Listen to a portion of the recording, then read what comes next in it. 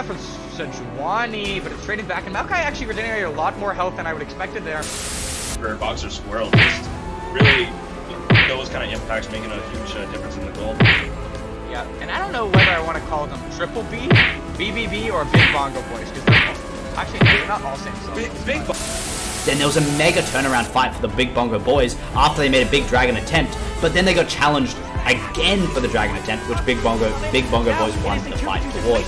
On this side, and there's a 350 on the other side, but I can't cut to it, and I can't cut to it. But Boxer Squirrel in the midst of it all, unable to get too much out, but finds the Q before he's last, dies, and Chicken Fried Rice to escape with Swift Death does not unfortunately have the W enough up to heal up. And the call comes back in the circuit, but finds one. Can she find two? No, she gets shut down, and the exchange of lives is so insane. Can Maokai find the damage to Treble back? And he does, but unfortunately, it is the ace on the side of CLB that allows them to get this dragon. Much later in the game, Big Bongo Boys chased Akali down in the bot lane, meaning that Clarity Black had so much freedom to take that first Baron, and from that Baron, they spiraled away from a teamfight and took the victory.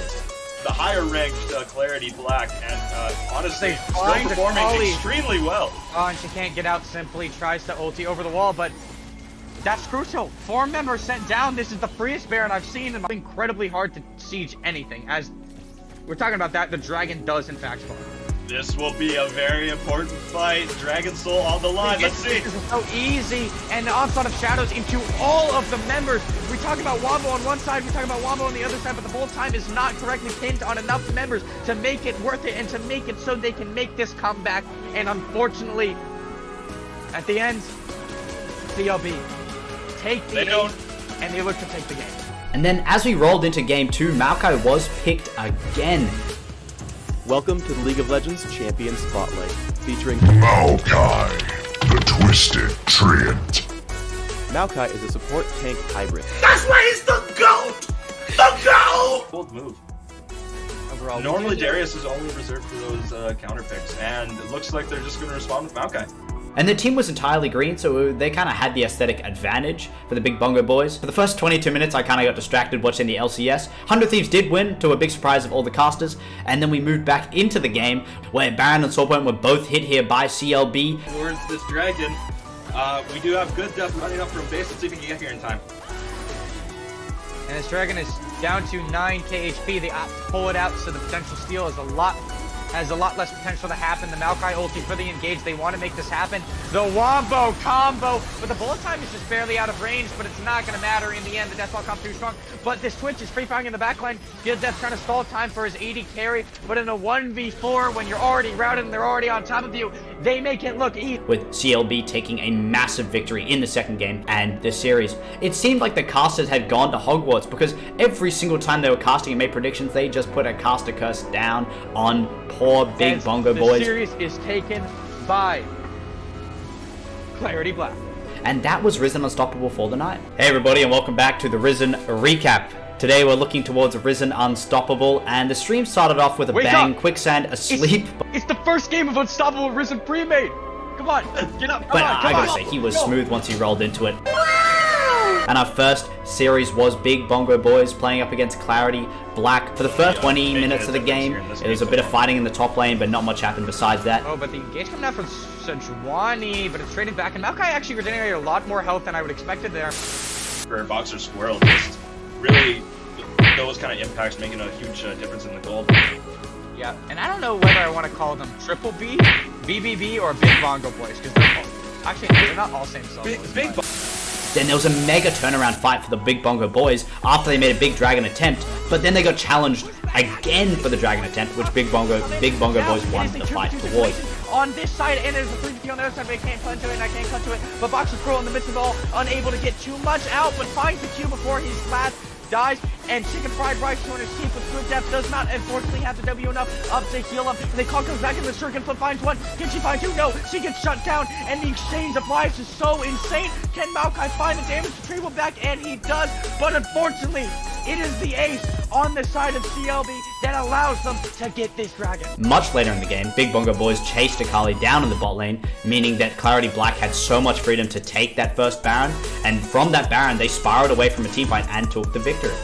The higher ranked Clarity Black, and honestly, still performing extremely well. Oh, and she can't get out simply, tries to ulti over the wall, but That's crucial. 4 members sent down. This is the freest Baron I've seen, and it's incredibly hard to siege anything. As we're talking about that, the dragon does in fact spawn.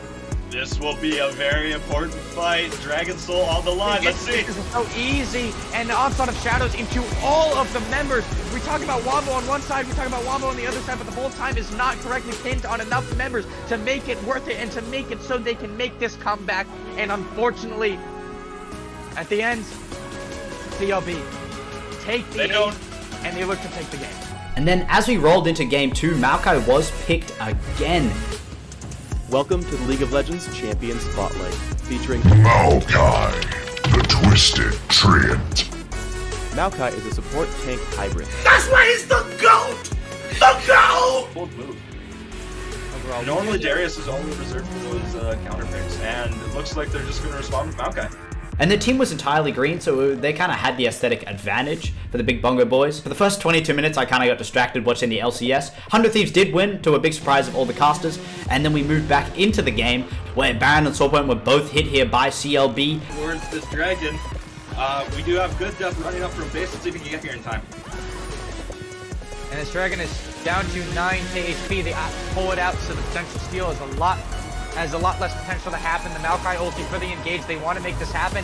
The Wombo combo, but the bullet time is just barely out of range, but it's not going to matter in the end. The Deathlock comes too strong.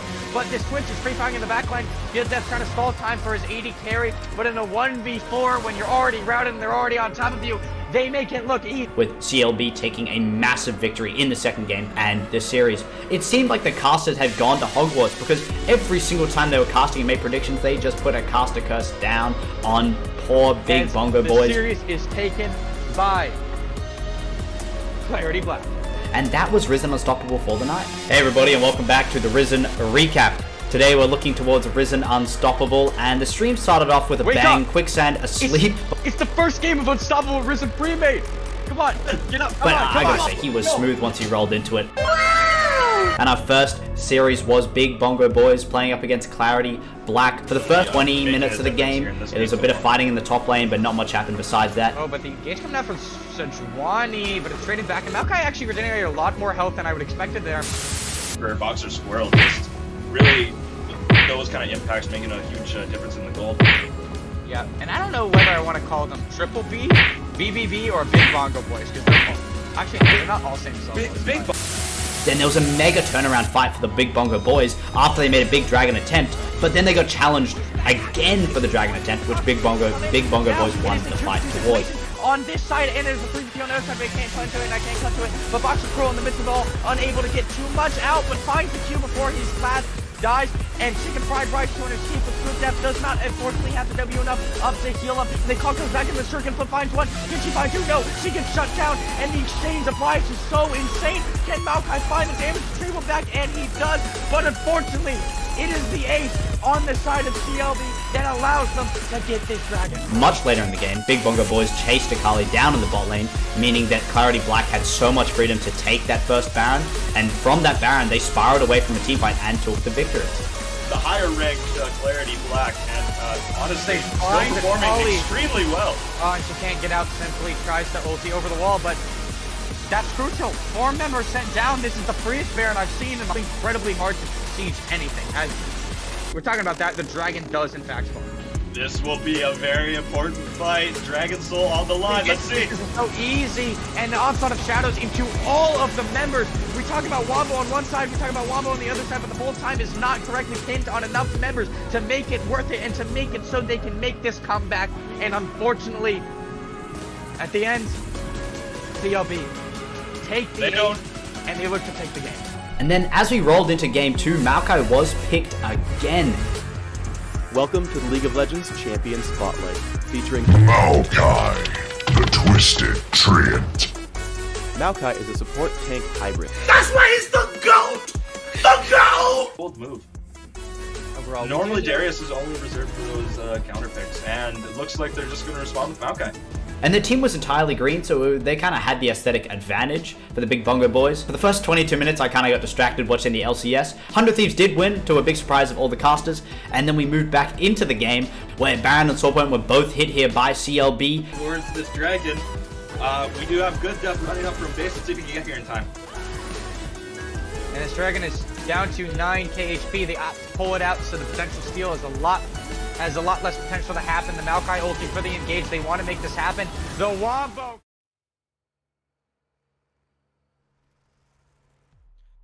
Ladies and gentlemen, welcome to your Sunday afternoon entertainment. Of course, I'm going to be your play-by-play caster for today. It's Lam, and alongside me is going to be Graham. How we doing, man? We ready for this best of 5?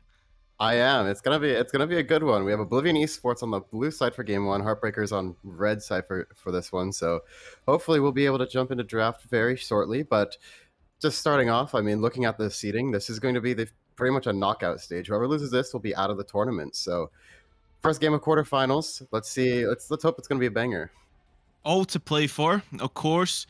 Both of these teams have been through the trials and tribulations of the regular season, but you could say that there's more tribulation on both of these sides. They actually done pretty well in the regular season here, Graham, and usually the case when it comes into the playoffs, that doesn't really matter, but it looks like both of these guys are in hot form.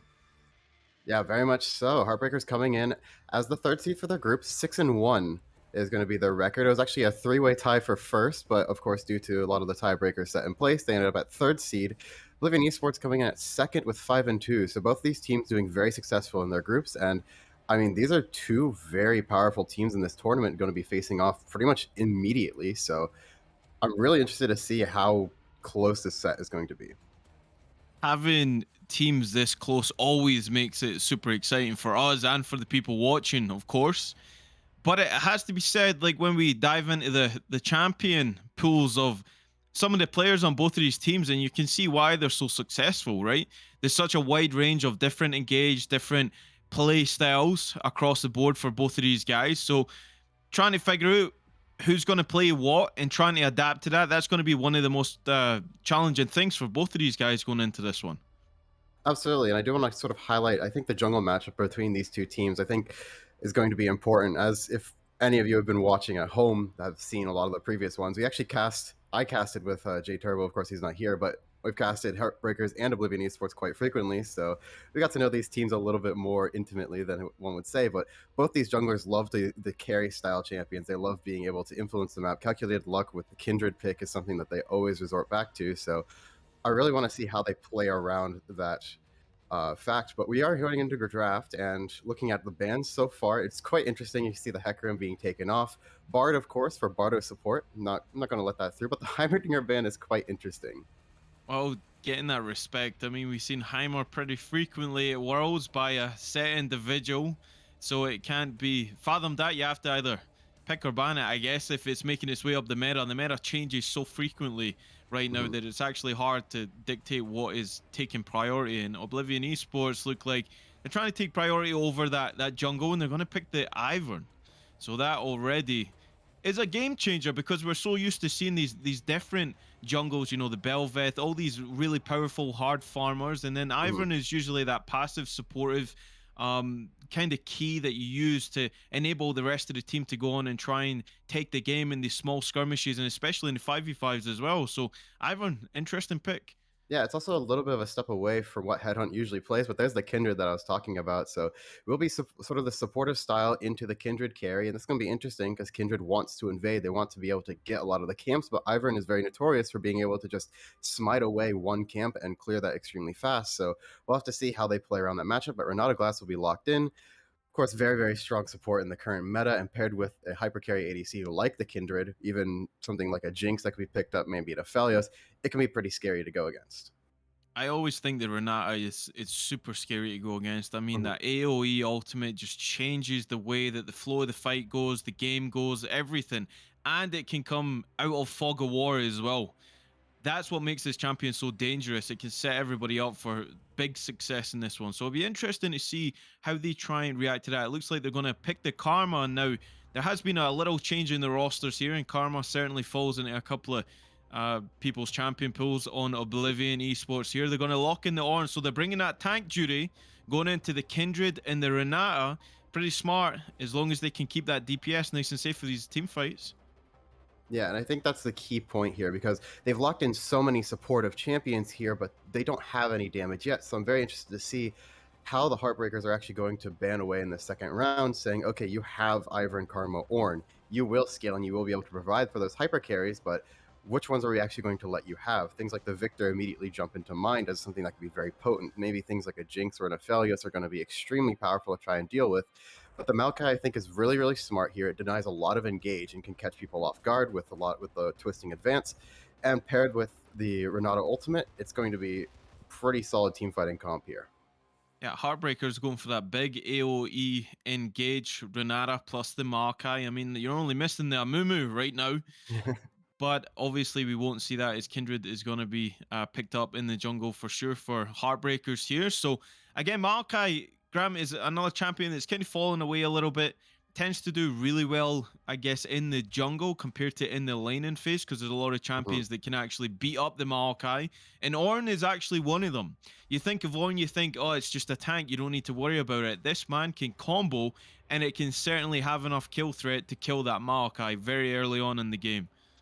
Yeah, very much so. Ornn into Maokai is a pretty solid matchup, but we'll have to see. You can guess that that's probably going top lane, considering the Kindred and Renata are going to be locked in, so they opted into this matchup. Again, as you said, Ornn does have a decent amount of kill threat. The W from Ornn, Bella's Breath, does provide unstoppable for a lot of the Maokai CC, so it's not even the easiest of ganking lanes, but I do understand the sort of layering of CC that they want. But the Aphelios hover from Heartbreakers, I expect that to be locked in. It's just so much long range, so much support and engage. The Jinx following is something that we haven't seen in recent patches, but of course, towards the middle of the year, we did see Jinx Aphelios quite frequently as sort of the opposing hyper carries that you would always pick up for teams, but looks like we might be able to see it if this gets locked in. So the Jinx to me kind of makes sense here. I mean, if you go for that Misfortune, right, that the only problem with that is as soon as Kindred presses Lama Respite, there's no kill threat anymore by that Misfortune. So that can time out. So having that necessarily that single damage target, especially coming through from a hyper carry like Jinx, kind of makes sense to me. It rolls around pretty nicely with the karma, keeps it nice and safe, and you can really go for those fights without the Kindred actually being there to try and secure the kills. And of course, she's got that ultimate to try and affect any fights that go across the map, depending on how your aim is. Azir going to be the final pick for Oblivion in that mid lane. Yeah, and that's a very, very stock standard front to back late game team fight. The Katarina hover is interesting. I don't expect that to be locked in, but you never know. It could be fun. But yeah, Azir Jinx, very solid late game backline to sort of pressure a lot of the damage that Heartbreakers might not be able to pump out in the mid to late game or the early to mid game, considering they want to scale up with the Kindred, the Aphelios, and with the Victor locked in. It looks like it's going to be a battle of front to backing, but with the Ivern Karma shielding, I tend to favor Oblivion's composition in this case. Well, you called it. You said the Victor would look pretty good there, and they've obviously done their homework on Graham and his predictions because they're going to lock that one in to round off their composition here. Now, I really like it on both sides. You've got that big AoE engage, the Maokai, the Renata, and then you pair that with the DPS that can come through from the Victor. It's going to spell really good things for them. And of course, you got that Aphelios. Now, on the side of Oblivion, they're a little bit more micro heavy in these team fights. The Azir needs to dive in, get the ultimate off to try and get the picks. And I guess the Jinx needs to try and stay away from the Maokai, because if she gets locked up, she's very immobile unless she gets that passive going. So these team fights, they have to be super careful. But I want to kind of ask you another question here, Graham. So where do you see the win condition for both of these teams? What is Oblivion going to play through here? Are they going to focus hard on that bot side, play for the dragons? Or are they going to try and help out the Ornn to take control of that top side? I think the easiest course of action is play towards this bot side, get the dragon scalings up, because you want to be able to make sure that this Jinx and Azir are going to be safe and secured behind the front line of the Ornn. Maybe even the Ivern too can sort of contribute to that with karma shielding on top, and make sure that they have the realm to just free hit on Heartbreakers. But on the other side, I think Heartbreakers need to play through this Kindred. They need to get that mark stacking ahead, because if Kindred can get to that range advantage, then it becomes so much harder for Oblivion to try and play it through, because the Kindred ulti, the Lamb's Respite, can come down and block out a lot of the damage that they want to layer through the Ornn ultimate. So it's going to be a bit interesting. I want to see Heartbreakers try and be a little bit more aggressive. They have the tools to do so with Kindred, with Renata, and with Maokai. As soon as those level 6 hits, they can sort of force fights a little bit better, but that same concept goes towards Oblivion with the Call of the Forge God, as well as the Azir Shuffle. So I think I'll tend to favor Heartbreakers in the early game because I think their execution on how to engage these fights and how to pick off a lot of the members of Oblivion Esports is much easier. But as the game goes on, it's going to be so difficult to try and break through the shielding and defensiveness that Oblivion Esports has. So I think that's a really good point that you made there. So the Kindred, a lot is riding on the back of calculated luck in this one. How good is your luck? Because the Kindred has to dictate the pace of this game in order to stop this Ivern being a factor. And now, we didn't even touch on it, but Escanor, kind of a Maokai one-trick pony up in that top lane. Certainly has a lot of games on this champion, so should know the matchup. That's kind of what I'm getting from that one. And really, that must mean that the Ornn's going to have a little bit more of a difficult time than I'm actually assuming here. If that Maokai plays it clean, if the Kindred can get the march, because ultimately that's what dictates the pace of the game. The Kindred has to be on the ball with those marks, has to be all over the place, needs to try and snowball the lead very early on. Otherwise, like you said, find that DPS to actually punch through that front line in the Ornn and the Ivern and also the Karma to back that up. It's going to prove pretty difficult for them. Yeah, absolutely. And I mean, they do have the tools outside of the Kindred. They have the Aphelios, they have the Victor. But it's going to be so difficult for them to actually play through this Ornn because they are immobile carries and they don't have really many options if their flash is down to actually dodge the call of the Farge Guard. So that's why this Kindred is going to be so important for Heartbreakers here. But we'll have to see how they're going to be playing that through and how they're going to sort of guide us through this game here as they're going to be loading onto the Rift very shortly. Okay, so with that, we've given you our thoughts on the first game. And of course, the winner of this will meet SDC, or it will be, today I learned, in the next round, and that will be the semis. But it's not the semis, it's the quarterfinals, and we will take a short break, and when we come back, we'll be on the Rift for game 1. Don't go anywhere. Back to the Risen recap. Today we're looking towards Risen Unstoppable, and the stream started off with a bang. Quicksand asleep. It's the first game of Unstoppable Risen Premade. Come on, get up. But I gotta say, he was smooth once he rolled into it. And our first series was Big Bongo Boys playing up against Clarity Black. For the first 20 minutes of the game, it was a bit of fighting in the top lane, but not much happened besides that. Oh, but the engage coming out from Sejuani, but it's trading back, and Maokai actually regenerated a lot more health than I would expected there. For Boxer Squirrel, just really those kind of impacts making a huge difference in the gold.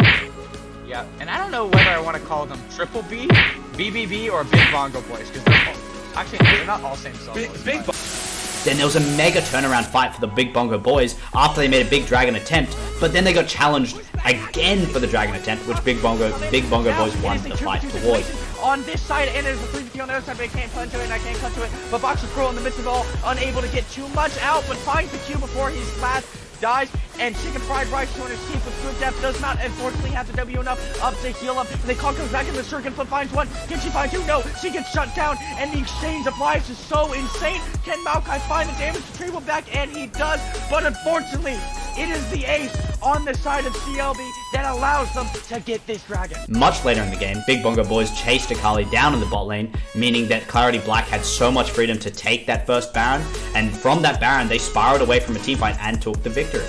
The higher ranked Clarity Black, and honestly, still performing extremely well. Oh, and she can't get out simply, tries to ulti over the wall, but that's crucial. 4 members sent down. This is the freest Baron I've seen, and it's incredibly hard to siege anything. As we're talking about that, the dragon does in fact spawn. This will be a very important fight. Dragon Soul on the line. Let's see. This is so easy, and the onslaught of shadows into all of the members. We talk about Wombo on one side, we talk about Wombo on the other side, but the whole time is not correctly pinned on enough members to make it worth it and to make it so they can make this comeback. And unfortunately, at the end, CLB take the ace, and they look to take the game. And then as we rolled into game 2, Maokai was picked again. Welcome to the League of Legends Champion Spotlight, featuring Maokai, the Twisted Treant. Maokai is a support tank hybrid. That's why he's the GOAT! The GOAT! Bold move. Overall, normally Darius is only reserved for those counter picks, and it looks like they're just going to respond with Maokai. And the team was entirely green, so they kind of had the aesthetic advantage for the Big Bongo Boys. For the first 22 minutes, I kind of got distracted watching the LCS. 100 Thieves did win, to a big surprise of all the casters, and then we moved back into the game, where Baron and Soulpoint were both hit here by CLB. Towards this dragon, we do have good depth running up from base. Let's see if we can get here in time. And this Dragon is down to 9k HP. They opt to pull it out, so the potential steal is has a lot less potential to happen. The Maokai ulti for the engage. They want to make this happen. The Wombo combo, but the bullet time is just barely out of range, but it's not going to matter in the end. The Deathball comes too strong, but this Twitch is free firing in the backline. Gil Death trying to stall time for his AD carry, but in a 1v4, when you're already routed and they're already on top of you, they make it look easy. With CLB taking a massive victory in the second game and the series, it seemed like the casters had gone to Hogwarts, because every single time they were casting and made predictions, they just put a caster curse down on poor Big Bongo Boys. The series is taken by Clarity Black. And that was Risen Unstoppable for the night. Hey everybody, and welcome back to the Risen recap. Today we're looking towards Risen Unstoppable, and the stream started off with a bang. Quicksand asleep. It's the first game of Unstoppable Risen Premade. Come on, get up, come on. Welcome back on the Rift for Game 1 between Oblivion Esports, who are on the blue side, going up against Heartbreakers, of course, on the red side. You see this defensive stance already, Graham. Nobody really wants to poke around and find anybody this early on in the game. Yeah, very much so. Both teams 5-pointing, so we'll not see anything. Just a little love tap in the mid lane, though. Got the first strike proc, but looking at Summoner Spell's runes as a little quick indicator. But there's going to be a few interesting choices here. Younglin taking the cleanse. I think that makes sense, especially into the Renata and the Maokai. Don't want to be able to hit your own team or get caught too early, but I think the exhaust on the Azir is going to be quite interesting to try and follow through. Which target is he going to exhaust is going to be a bit difficult to decide, but it's adaptive as the game goes on.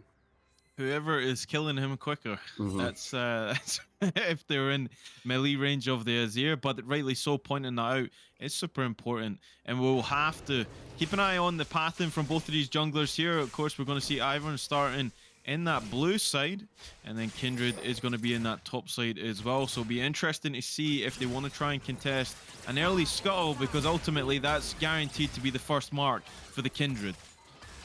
Yeah, that's going to be a pretty important one to make, but of course 50-50 on which Scuttle Crab will be marked for it, so we'll have to see how lucky is calculated luck on this one.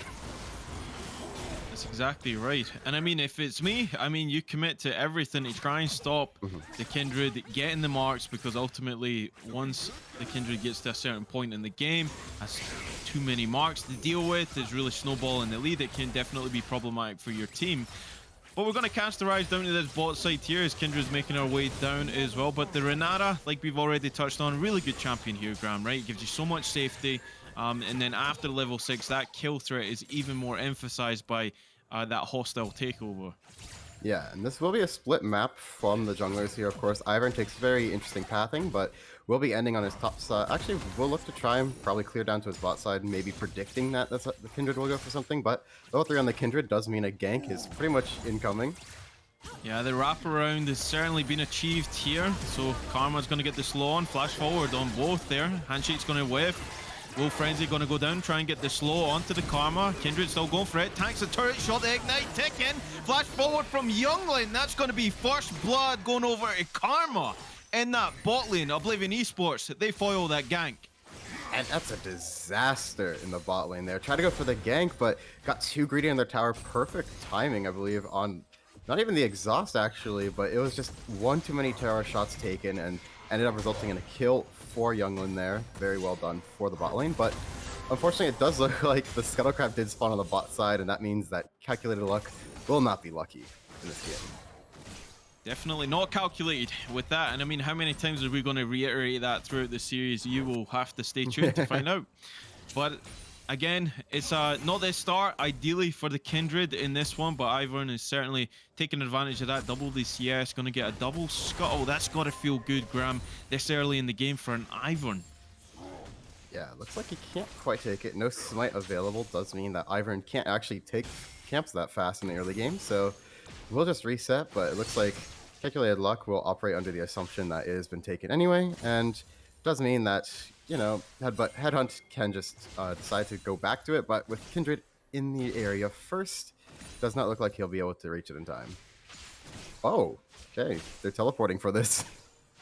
I mean, that is dedication right there. The Ornn probably coming in the lane and trying, I mean, the Azir certainly still has mana there, but Yeah, they're collapsing on that. And what did I say, Graham? If you commit everything to try and stop the marks going over to this Kindred, and I mean, they use the teleport for the Ornn. He goes into that mid lane, and I think more importantly, he actually leeches a little bit of experience from the Azir. And, well, I guess depending on how that matchup is going, which we can see both of them farming pretty good there, it could spell a factor if level 6 is to be achieved for the victor first. Yeah, it looks like the Azir will have to take it back regardless, but no TP on it does mean that they will miss even more XP, so it could end up being quite a significant blunder. It looks like that Bean Guzzler will be freezing that there, so the Azir will be taking a little bit of a hit, but ganked onto the bot lane. I don't think this is actually quite doable, but we'll have to find out. The root comes down. So no flash, actually no cleanse as well. Wolf Frenzy will slow down Youngling, but they cannot secure that. That's very ambitious. Already we're kind of seeing glimpses of desperation coming out from Calculated Luck here. Yeah, it does know that you have to try and get something done in this early game, but Ivern's in the area. Will not result in anything as they contest for vision. Yeah, those wards are so important this early on in the game, but nobody wants to give over their life. But that one is that is very rude from Escanor. Going to interrupt the Ornn, making his own items. Flash forward, twisted advance, but he gets out with that one. Nature's Grass going to go through. Will tag him up, but the Bellow's Breath makes him unstoppable. Bramble smashes towards his own turret, so that means no kill going over to the Maokai. But Ornn certainly under pressure in that top lane. Yeah, it looks like he just wants to shove this in, make sure that you can't actually have any reprise here, but Azir roaming up to this will actually be a pretty solid gank. Level 6 on the Azir, there's a shuffle. Okay, we'll see. He's going to go in and pay with his life on that one. So Escanor at least trades over as Emperor's Divide goes down. Escanor just going to not execute to the turret, but the Azir, more importantly, gets a kill with that roam straight up to the top lane. Yeah, and that was a little bit too greedy from Stat. Wanted to guarantee that the kill that was going to go through on the Escanor, but I feel like it was already guaranteed with the Azir so far behind them, and that does mean that with mid laner showing top lane, this will be a free dragon for Heartbreakers. Okay, so first dragon in the game, going to be secured just after the 7-minute mark here. No contest going to be had from Oblivion as they have no control over this bot side. The resets were timed nicely, so that's a good call coming through from Kindred to get the smite onto that early dragon. Because, Graham, we've seen over the sea... Oh, Dom, we've seen a lot of things, but maybe we see Headhunt. Yeah, he's going to walk away from that. Rapid Fire actually has the guns to take on a fight right now, but they will disengage. As I was about to say, these dragon objectives are so important, and we've seen a trend across the season in all the leagues. Everybody wants to play for them. That sole point can dictate whether you win or lose the game. Yeah, very much so. And I mean, the fact that this first dragon is a cloud dragon does mean that the actual soul that you're going to get is going to be something very valuable. The next one is the mountain, so it'll either be the infernal, the ocean, or the hextech, all of which are extremely potent souls. Oh, they're going to go for the mid laner here. Call of the Forge goes through onto the Victor. They land everything. Exhaust going to go down as well. And a good dive, good roam coming through from the Ornn. And they pick up a freebie in that mid lane. Yeah, rotated quite literally everyone but the Jinx up for that one. And Bean Guzzler did save his fast, said it's not going to worth it. I'll probably die anyway. I'm not sure I agree with it. Maybe flash the Ornn ultimate before it hits you for the knockup. You could live, but I do respect the sort of patience and willingness to say, okay, my life doesn't mean anything here. Let's just not waste anything and save it for later. Best things with that intention right there, so we will see what the Victor can do with that. Ultimately, Smelvin only used the exhaust, so first time using it. Going to be successful with that one. And we do see a bit of a CS discrepancy up in that top lane, but of course Ornn has made that up with gathering that kill. And really, having the kill onto the Ornn, it's not bad to you, Graham. It certainly isn't. No, it does help out the laning quite substantially. It does have that Negatron cloak in his inventory, which does mean that the trades versus the Maokai will go much smoother, although it did look like every time we were up there, the Ornn was winning out on it more or less, except for that one instance, but I digress. You know, it still had favorable trades for the most part, but it looks like they want to play towards this top side now. Rift Herald is, of course, a pretty massive objective for everyone to try and take, and it looks like Kindred might be able to get the first mark onto the Scuttle Crab here, but will not be spawning on the top side. Alright, so almost 10 minutes into the game, we see a 1200 gold lead for Oblivion. That is frankly through the CS numbers, the Ivern, the Ornn, and of course The Jinx actually isn't doing too bad here either. Call was actually started from the Aphelios too, but they're gonna maybe skirmish over this. Nature's Grass gonna be sent out as a zoning ultimate, perfectly timed. Should get the clean smite on it, that one. Dance Arrows will get the Kindred across that wall. It is jumpable, of course, as Daisy is looking to just beef up with that tree, and ultimately nobody goes down. It's a clean rotation again. Calculated luck, not been lucky with the gank so far, but certainly with the objectives. Absolutely, and that kind of showcases the zone controlling that Heartbreakers have once they're the first to move to an objective. The Victor Gravity Well comes down, the ulti from Maokai comes down, but might be a solo kill here, actually. Okay. We'll get to walk away. Flash for flash right there with the AD carries. Now, how important is that going to be? The next mark will spawn down in that river, so Kindred, of course, is going to be hovering here, but ultimate comes out from the Aphelios and rapid fire, certainly feeling comfortable on this champion. Yeah, it looks like the Kindred will finally pick up the first mark there, unless they could do something to interrupt it.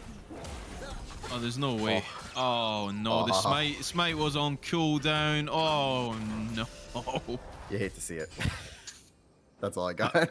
I mean, if you're an Oblivion fan, you certainly love to see it. Absolutely. They're keeping tabs onto the Kindred, and that certainly doesn't feel too good. Coming through for Calculated Luck again. I feel like we're never stopping talking about this, man. But we already said, Graham, the emphasis that is on the Kindred to get going in the early game. That timer is approaching that point now. We're at 11 minutes into the game and no mark secured for the jungler. Absolutely, and I mean, Kindred is probably one of the most polarizing picks in the game. And what I mean by that is that there are certain champions where they're either going to snowball the game and win it solo, or they just kind of feel like they're not doing anything. There really isn't that much of a middle ground, and I feel like Kindred is one of those champions where if you're not getting a mark, if you're not getting to those breakpoints, to 4 marks, 7 marks, 10 marks, then you're not really able to do much. You'll still be a marksman, you still will do damage, but you're not as effective as you would like to be. And so 11 and a half minutes in, 0 marks for the Kindred is an absolutely brutal state to be in. Very rough, but we will see. Maybe it's just an ult bot. Maybe that the Lamb's Respite is just going to be used and they're just going to say, we'll leave the damage up to the Victor. And the Aphelios, as we see, Shifting Sands going to get Smelvin out of that one as the Nature's Grasp comes through. The Maokai on the roam instead here, and Ornn making the teleport down here, looking for the wraparound. They could go for something sneaky here because they are collapsing. Let's see how this one plays out. Trap's going to go down from Youngland. Call of the Forge going to go down. He snuck around. They didn't see him. Okay, they're going to get the hostile takeover on him multiple. Moonlight Vigo going to go through from the Aphelios, doing a lot of damage on the backside there. The shield's not enough to keep the Jinx alive. Flash from Ornn to stay alive as well. There's the Lamb's Respite. Everybody wants to get into this one if you want to try and survive. That's 5 on 5. Smelvin going to hit the deck after that one. And that's going to be a 2 for 0 in favor of Heartbreakers, and they're moving around to that dragon. Yeah, and a little bit of a misplay there from Oblivion Esports. Stat actually missed the recast onto the Call of the Forge God there. Didn't get it down, and of course, the Ronaldo ulti coming through, hitting, I believe, 3 members in that fight. Really crucial there, and it looks like it was just too much for Oblivion Esports to do. It was too coordinated from the side of Heartbreakers, and they're going to be able to pick up 2 kills there. They're going to pick up the dragon, potentially the tower here. That wraparound, that teleport was almost 3,000 IQ coming through from Stet. That was pretty insane. He did mess up on that Call of the Forge, and ultimately it didn't mean a whole lot. If anything, he baited the whole team into that scenario where we were saying you got to fight that front to back, and who's going to be more useful this early in the game, Graham, right? And Heartbreakers, they certainly have the damage, and they showed it in that team fight. Absolutely, and I do believe in that fight. Actually, no, never mind. Kindred still didn't get a mark, but I feel like it's kind of irrelevant when there's a gold lead for the side of Heartbreakers now, but will be quite significant in the lead, about 1.3k to the name of Heartbreakers over the Oblivion Esports counterparts. So we'll have to try and see how Oblivion Esports can try and bring it back. Of course, they do have a lot of the scaling factor, but that's not to say that Heartbreakers can't scale as well too. So we'll have to see. Of course, the 2 dragons on the side of Heartbreakers is pretty crushing when considering both these teams want to go late. Yep, and it is going to be an Infernal Drake Soul this game, so that makes it even more important that you cannot let that 3rd one go over without a contest here. So we're for sure going to see more fireworks in this game. And really, it's been a story for the top laners in this one. The roam's coming through here, Graham. I honestly didn't see it. They've been so proactive in almost every lane. Yeah, no, they've been ganking more than the junglers, honestly, and I mean it's not really a diss to the junglers, of course. The Kindred was put a little bit behind, and Ivern's not really known for the ganks that they do, but you know, it is cool to see top laners have some influence. Called the Force Guard going down though. Oh, that lands okay. He hits it this time. Zap goes on to the Aphelios as well. Bailout, will it be enough? No, it will not. That's going to be secured. First kill on the board for Youngling on the Jinx. Yeah, that's a very important kill there. Getting the Jinx ahead of the Aphelios at this stage will be even in gold in terms of the kill assist, but the CS will take it just slightly ahead of them. So that does mean that on this back, Jinx will have her first item, will have her mythic, and that does mean that the damage output will be quite substantial for the ADC on Oblivion's side. But on the bot side of the map, Bean Guzzler gets the free hit on this and will be able to take quite a bit of a chunk out of it. Just before that mid lane pick happened, actually, Smelvin walked up a little bit too far, and that death ray just burned the health of the Azir. You got that Leandri's completed onto the Victor. We've seen the mythics coming through now for both of the carries on this team. Of course, Aphelios is going to go the Gale Force route. There are a lot of people tend to opt for these days on these, I guess, less mobile marksmen that have that ability to try and secure the kill, right? When you're just out of range and it takes that one more hit, certainly Aphelios falls into that category, Graham. Yeah, and it does give Aphelios a little bit more burst as well. It can let you play a little bit more aggressively with the active there, and it does allow for him to do quite disgusting things with the combinations, if I'm being quite honest, as an Aphelios player myself. But that is a massive chunk onto Youngling, and that might be dead. Bellow's Breath gonna deny the CC opportunity. The slow from the Wolf will happen, but ultimately they will get out. Youngling just living with a slither of health there, and already you can see, even with one item and boots completed, Bean Guzzler, you have to respect the damage coming out from the Victor. Looks like they try for something onto Bean Guzzler, but the shuffle is not quite in range there, and it looks like we'll give Heartbreakers first shove into this, but it looks like they're ignoring the Rift Herald entirely and just want to go for the mid wave. Yeah, committing everything to try and get this turret down certainly makes sense, but they are going to trade over the Heralds here as Daisy's going to front while they try and secure this. They're going low, they're pretty low here. The gravity field's going to go down. Nature's Grass coming in from Wayward, Fog of War. They're going to go straight onto the Ivern and cut down that tree. Tree on tree! Who knew it could be this violent and messy? As they're looking to try and push the alternative in that mid lane. Now they're looking to knock down that mid-tier turret. Wave clear is there for the side of Oblivion Esports, but it looks like the Maokai is just going to tank up for it. Will mean that this tower goes down with a charge, and they'll just trade tower for tower, but +1 kill to the side of Heartbreakers. And we can see that gold lead has actually swung in favor of Heartbreakers now. They are definitely up 3,000. About that as we approach. We're almost there at the 20-minute mark, and so far we've seen little glimpses of what both these teams like to do, Graham, the style that they like to play, and they certainly like to play through these top laners. Yeah, absolutely, and I mean, we saw it just there, actually. That is the first mark that this Kindred has picked up, 17.5 minutes into the game, so we'll finally pick that up and can finally start profiting off of the counter jungling that they want to do now that they have such a significant gold advantage over Oblivion Esports in this game. But the Infernal Dragon is up, and it looks like Oblivion Esports has first rotation here. They're going to teleport the Ornn in, but the vision does look kind of scarce. I don't know if they can actually pull something. Maybe they can get a pick here. Oh, that route does not land. That good Oracle coming through actually from the Kindred. Call of the Forge going to go through, going to go straight onto the Victor. Searing Charge going to land as well, straight into the side of the map there. Going to collapse onto Escanor. The traps go down to zone out the rest of the team. They're actually going to kill Daisy, the only one to fall there. But we will for sure see a re-engage here. They cannot give this one over.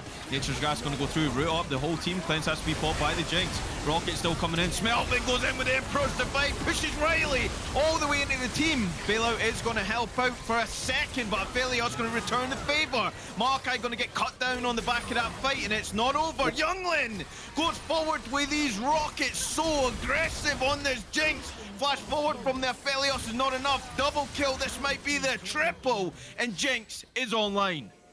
And that was such a beautiful fight from Youngling there. The positioning and knowing when to go forward on that Jinx there, absolutely immaculate. They will be able to pick up that fight 2 for 5 despite being down almost 3k gold, and that will mean that Inferno Dragon does come over to the side of Oblivion Esports.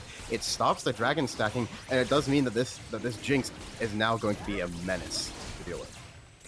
All right, let's see what the paycheck was after that fight. 2,000 on the Jinx. That's going to feel good going back to try and secure that second item. Already we're seeing a story transitioning into this mid game where it's gone from the top to now we're focusing on these AD carries, and for sure Rapid Fire definitely felt confident, but Youngling had his number in that team fight there, Graham. Oh, absolutely, and that will be the Phantom Dancer picked up for this Jinx. 2 items already. It's almost 20 minutes into the game, and compared to the Felios counterpart, who's almost at the Bloodthirster, albeit let's not discount that part. But reaching that 2-item power spike for the Jinx is such a huge accomplishment, and I imagine that maybe next will probably be the Lord Doms. It might be the Infinity Edge, but with the longsword in inventory, I can imagine that they just want to get that Lord Doms, make sure they're able to shred through the Maokai, and make sure they can actually get to the back line. So Kindred actually on 2 marks now. That's gotta feel good, you know. And now the game starts. Forget about the last 20 minutes. It's calculated, it's in the name, and certainly it will be if they pull off the win here. But of course that Dragon did go over to Oblivion, so they do stop that soul point, as we already mentioned, which is so important for both of these teams. Inferno Soul will be monstrous on these AD carries, on these mid laners. You cannot give that over for free. So we don't see anything coming up anytime soon other than the Baron is on the field, and it looks like they are trying to push down that bot turret there. No teleport on to the Azir though, and no teleport onto the Orange. So did they keep track of it? Because the Baron's going to be started up here. Yeah, very big mistake there from Oblivion Esports. They showed stat on the bot lane. They showed the Smelvin on the bot lane. That means the Baron start up, but it does look like they're able to poke out Heartbreakers off the Baron and will not amount to anything. But they did have to rotate both the Ornn and the Azir up to the mid lane there, and that does mean that Bean Guzzler gets to free farm bot lane, but we'll just take the mid tower instead. Yeah, they're collapsing onto this second tier, and this is good rotations coming through from Oblivion Esports here. They certainly are pulling them around the map, and the Victor now looks to double back around because the Ornn is babysitting right there. Ornn's going to go across. Oh, Blast going into the knockup from the ultimate. Hostile takeover lands on multiple as well, accompanied by the Aphelios. Jake's going to go down first. 2 carries already dead on the side of Oblivion. Rooted up. A bit of be cut down as Ivern, the Twisted Advance, going to secure that one onto the Kindred. They turn it around here, Graham, and now they're going for the Baron. What a beautiful ultimate from Riley.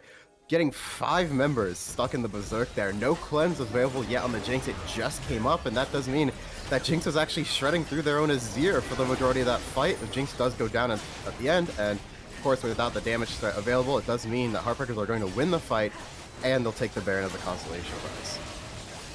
Oh, how the pressure can switch in these games, especially in these big ones. It's a best of 5, and if this is anything for a staple for the rest of the series, then I am strapped in and I'm ready to see what these guys can come up with next. But take a look at that gold lead. It's only about 2,000, about 2,200 right there, and we will see how much more they can get from this Baron play, is that is going to be online now. They have all those outside turrets already down here. So where do you go with this Baron here, Graham? Do you try and siege? Do you try and get those second tiers? Do you try and break open the base, or do you just look for the map pressure?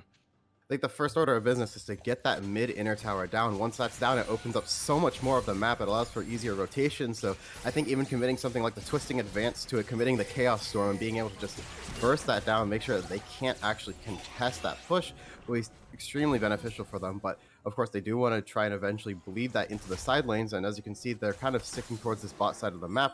Dragon is going to be up in a minute, and they want to set up for that and make sure that they can at least put themselves to soul point this time around. Well, Oblivion are sending the Ornn to the top, and he's going to grab that turret. So, not looking to try and contest anything here. Of course, the teleport is available on the Ornn, as we see about 45 seconds on that next dragon. It will be an Inferno that's going to spawn here, and it looks like Heartbreakers are in control of the vision in that bot side, which makes it even more dangerous to try and face check this. Absolutely. Dragon going to be up in half a minute here, so will be very important to see how Oblivion Esports handles this. I personally think it's not going to be winnable. Just give it. They have so many utility spells up. It's going to be super difficult to win a fight there, but that being said, everything is up on the side of Oblivion Esports, bar the Ornn Flash. And so maybe they can find a beneficial fight, maybe they can pick someone off like the Kindred. Ideally, the Aphelios or the Victor will be their target, but they'll take anything they can get here. We'll be teleporting the Victor in, and it looks like they'll be trying to contest it here, but I don't know how they're going to approach. Okay, Bean's going to walk up. That pink will stop it. Gravity Field going to go down. Searing Charge going to go across from the Ornn as well. Still going to be on the front line. Twisted Advance going to go into him, trying to interrupt the GOAT, and it doesn't happen. Emperor's Divide going to space out the rest of the team. They're still trying to take the Dragon here as Stasis has to be popped by Bean Gods. Let stay alive. Searing Charge onto 2 as the Ornn is just 1v5 right now. Don't forget about Youngling. They pick off the Victor on the side. Flash in from Youngling there. He doesn't get the finish on the Dragon. He's going to pay with his life for that, but look at the Aphelios returning the damn favor. Rapid fire, as the name describes, and they're looking to pick off the Ivern. The Wolf Frenzy going to slow down the tree for how long? Pulls it back with a handshake and polishes off a perfect team fight on the side of Heartbreakers. And what a beautiful team fight. It looked like Youngling was a bit too confident. Flash forward, tried to kill the Kindred, but the Kindred was still at half health. He didn't have the damage there. And that does mean that Rapid Fire, with all the Chakram surrounding him, was able to pick up such a beautiful fight there. Left pretty much untouched since the beginning of it. And that does mean that the free hitting Aphelios will be taking over that fight and potentially the game at this point. Soul Point as well, more importantly, was gathered. Clean smite coming through from calculated luck. Didn't actually pull the trigger on that Lamb's Respite either. Of course, that would have kept the Dragon alive and negated Owen Smite, so they committed everything to that, and they certainly got it. And now, look at the AD carries. We were just talking about the Jinx here, Graham, but now that Aphelios getting to that point, Bloodthirster completed, that Bloodline going to be online with that shield now. Yeah, I mean, look at the back they just got. All the components for Infinity Edge picked up there. Does not quite have enough to finish off the full item, so we'll be patiently waiting for that one, but as soon as that Infinity Edge is completed, you can imagine the damage output coming from this Aphelios will be absolutely monstrous there. But that being said, Jinx is not far away from their own third item. In fact, I believe on a back, they will be able to pick up the Lord Doms, and that does mean that the Jinx will be at a pretty equivalent power spike. So we'll be looking forward to see how they try to navigate fights with that, as both the ADCs are going to be pretty strong by the time they fight next. Itemization going to be also important for both of these guys. We've seen that Frozen Heart was picked up by the Ornn as well, trying to slow down Aphelios and the Kindred once they're into that melee distance of the top laner. And the Ornn has really been that hit or miss for them. They've had those engages, they've had the team fights that look promising, but ultimately the Ornn goes a little bit too deep and then everything changes. There's no front line for that Jinx, no front line for the Azir. They're trying so much to try and get that pick with the Azir, and more often than not, 4 times in this game, Smelvin has actually been on the receiving end. Absolutely, and I think that's going to be one of the biggest difference makers here. It's going to be in the mid lane here, with both ADCs at a pretty sizable advantage compared to the rest of the players in the game. The next best thing is looking at the secondary carries for both these teams, the mid laners, the Victor and the Azir, and so far, it's just been Beangulzer that has been outclassing Smelvin in every single fight. You see that it's just going to be a wet noodle fight from here on in from both of these top laners as they find themselves in that side lane. And again, both of these teams are playing very good towards that side lane. They're getting the CS, they're making sure the gold and the experience is being kept up by the Victor. Of course, Maokai going to be in the sides as well, albeit the Victor is probably a little bit better at clearing those waves than the Maokai, but it's something that you can offer your team to put pressure down, but you have to try and keep track of them here, Graham. As we see the Ornn and the Maokai, they love to roam in this game. Oh, absolutely. You can see the Ornn already rotating up towards the mid lane here, trying to fight for something. Baron is going to be up, but I don't know if they want to fight for it just yet. There isn't really any setup for either team available for this objective. And with the Dragon spawning in a minute 30... He wasn't spotted. Call of the Forge going to go through. They're going to try and get the pick onto the support. Riley just going to be deleted. Kill going over a Youngling. Ultimate did come out from Renata, but didn't negate anything as they push step back with the Bramble Smash. Good pick off coming through from Oblivion. And they'll just rotate over to the Baron there. It did take quite a bit of health off of this Karma and the Ivern from the Jinx getting Berserk, but didn't quite use the cleanse to avoid that. They're just going to start it up. Pinkboard in the back, though, they do have vision of the majority of this river. They will just burst down this Ornn real quick. Okay, committing the teleport. They do not want to give over this Baron for free. Daisy is going to go onto the Makai. Traps are going to go down from the Jinx as well. Calculated lock. Doing a lot of damage here. Picks off the Azir. Again on the front line. Chaos Storm just burning through the rest of the team. The Leandri's doing a lot of damage. Okay, they're going to re-engage. That's another kill onto the Kindred here. That's a kill onto the Makai. The Victor. Everybody's getting in on this, and they're going to take this Baron. They started it up, and they're going to finish it. And the Lamb's respite on the back half of there. Jinx actually could have killed them all. The Youngling had so much AoE onto the Kindred and the Aphelios there. But the Lamb's respite came down, couldn't get the health bars down enough. And that means that it was going to be a clean fight and a Baron pickup for the side of Heartbreakers, which after that point, it's 10k, almost 10k gold in the lead. They're going to pick up the Infernal Soul here. And I can't even imagine a world where Oblivion Esports can come back from this in a manner that doesn't result from Heartbreakers making so many mistakes. That snowball is well and truly on its way. His headhunt is going to be pushed out of that jungle right there. No contest going to go over for this dragon. So achieved. Smite completed. Kindred feeling really good in this game. Mega Death Rocket goes wayward.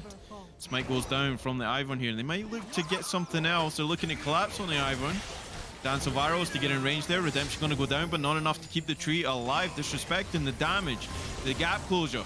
They're going to go into Smelvin, looking for the 6th death of the game. He's exactly going to get that. Double kill, goes over to the Aphelios and rapid fire. And Heartbreakers looking to crack open the base here. 5-man strong on the side of Heartbreakers. Only going to be 3 on the side of Oblivion Esports.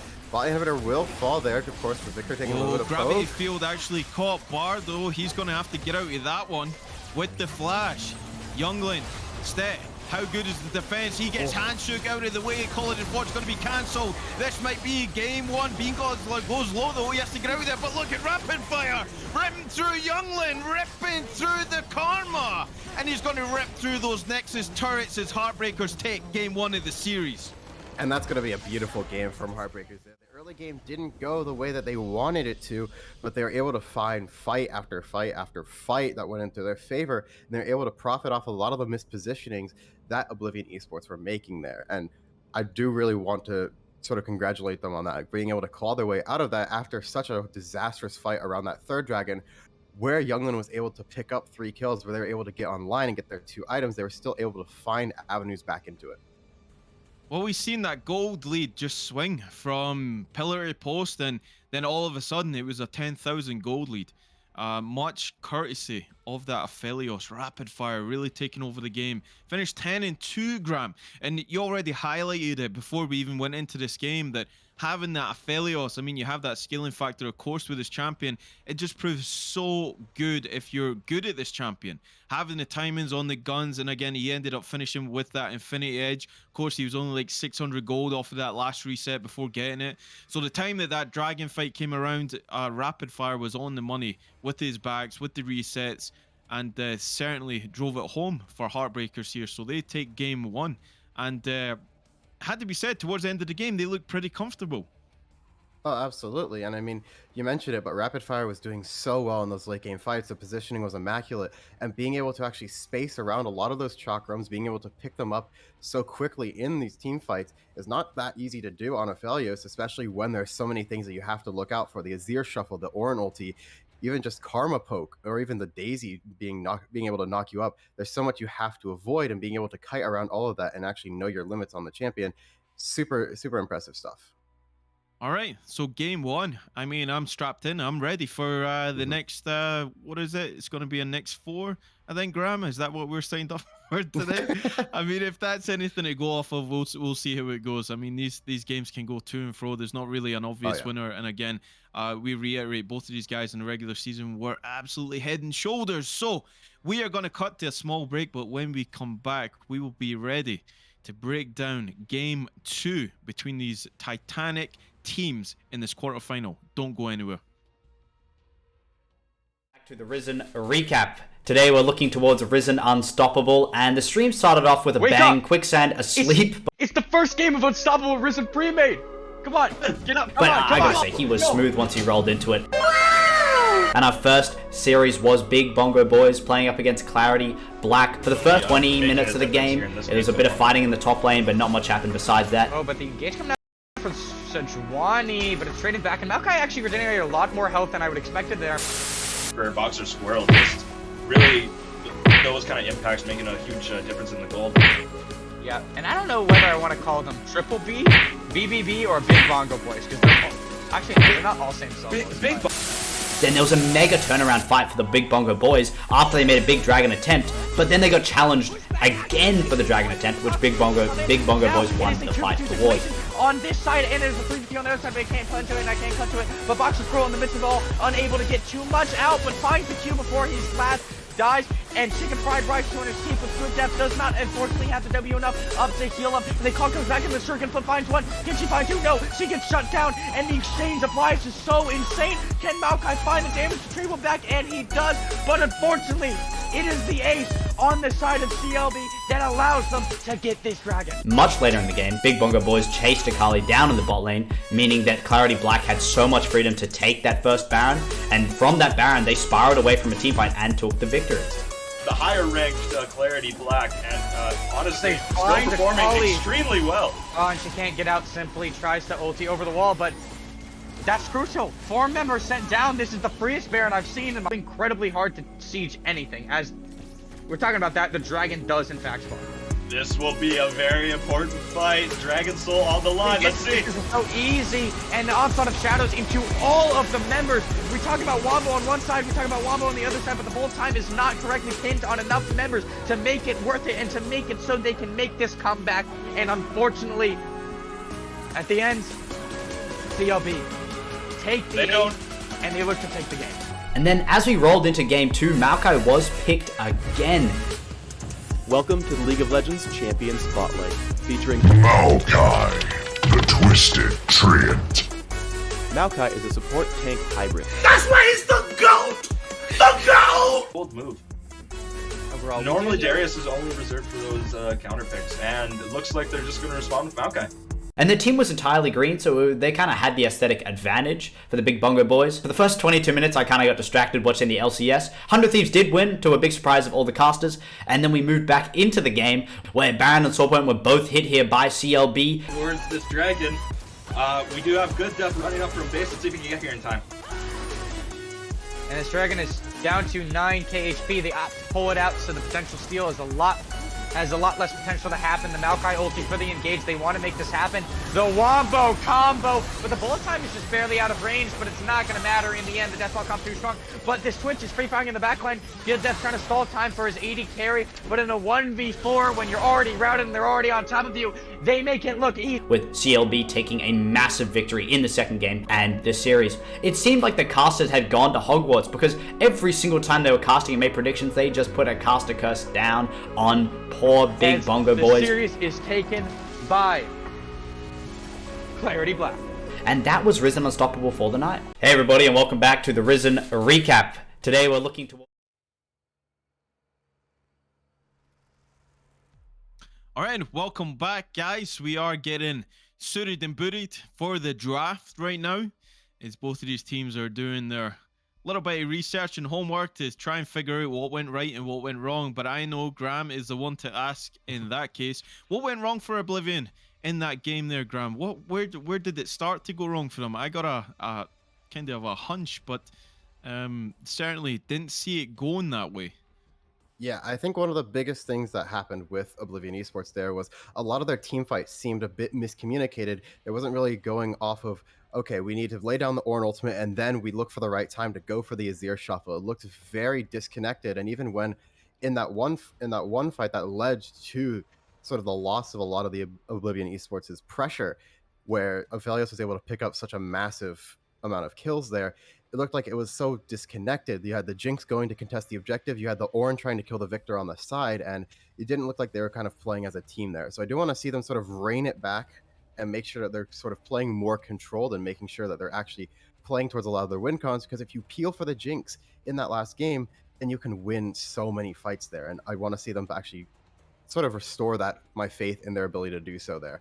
Looks like they will be keeping the same bans there. Of course, the Annie and Zoe hovers. I'm not really sure what those are for. Maybe their own personal things, but I don't think any player here actually plays those champions. But we'll have to see what they decide to opt for here. I believe last time it was a Sylas ban. Of course, the Aatrox hover is no no stranger to the ban table, especially at Worlds, but the Annie will be banned here, and does look like Silas will be open. I wonder if Heartbreakers will go for it. And I mean, we did touch on Youngling. I had a couple of fights in that game, and the spacing was great. Everything else was perfect.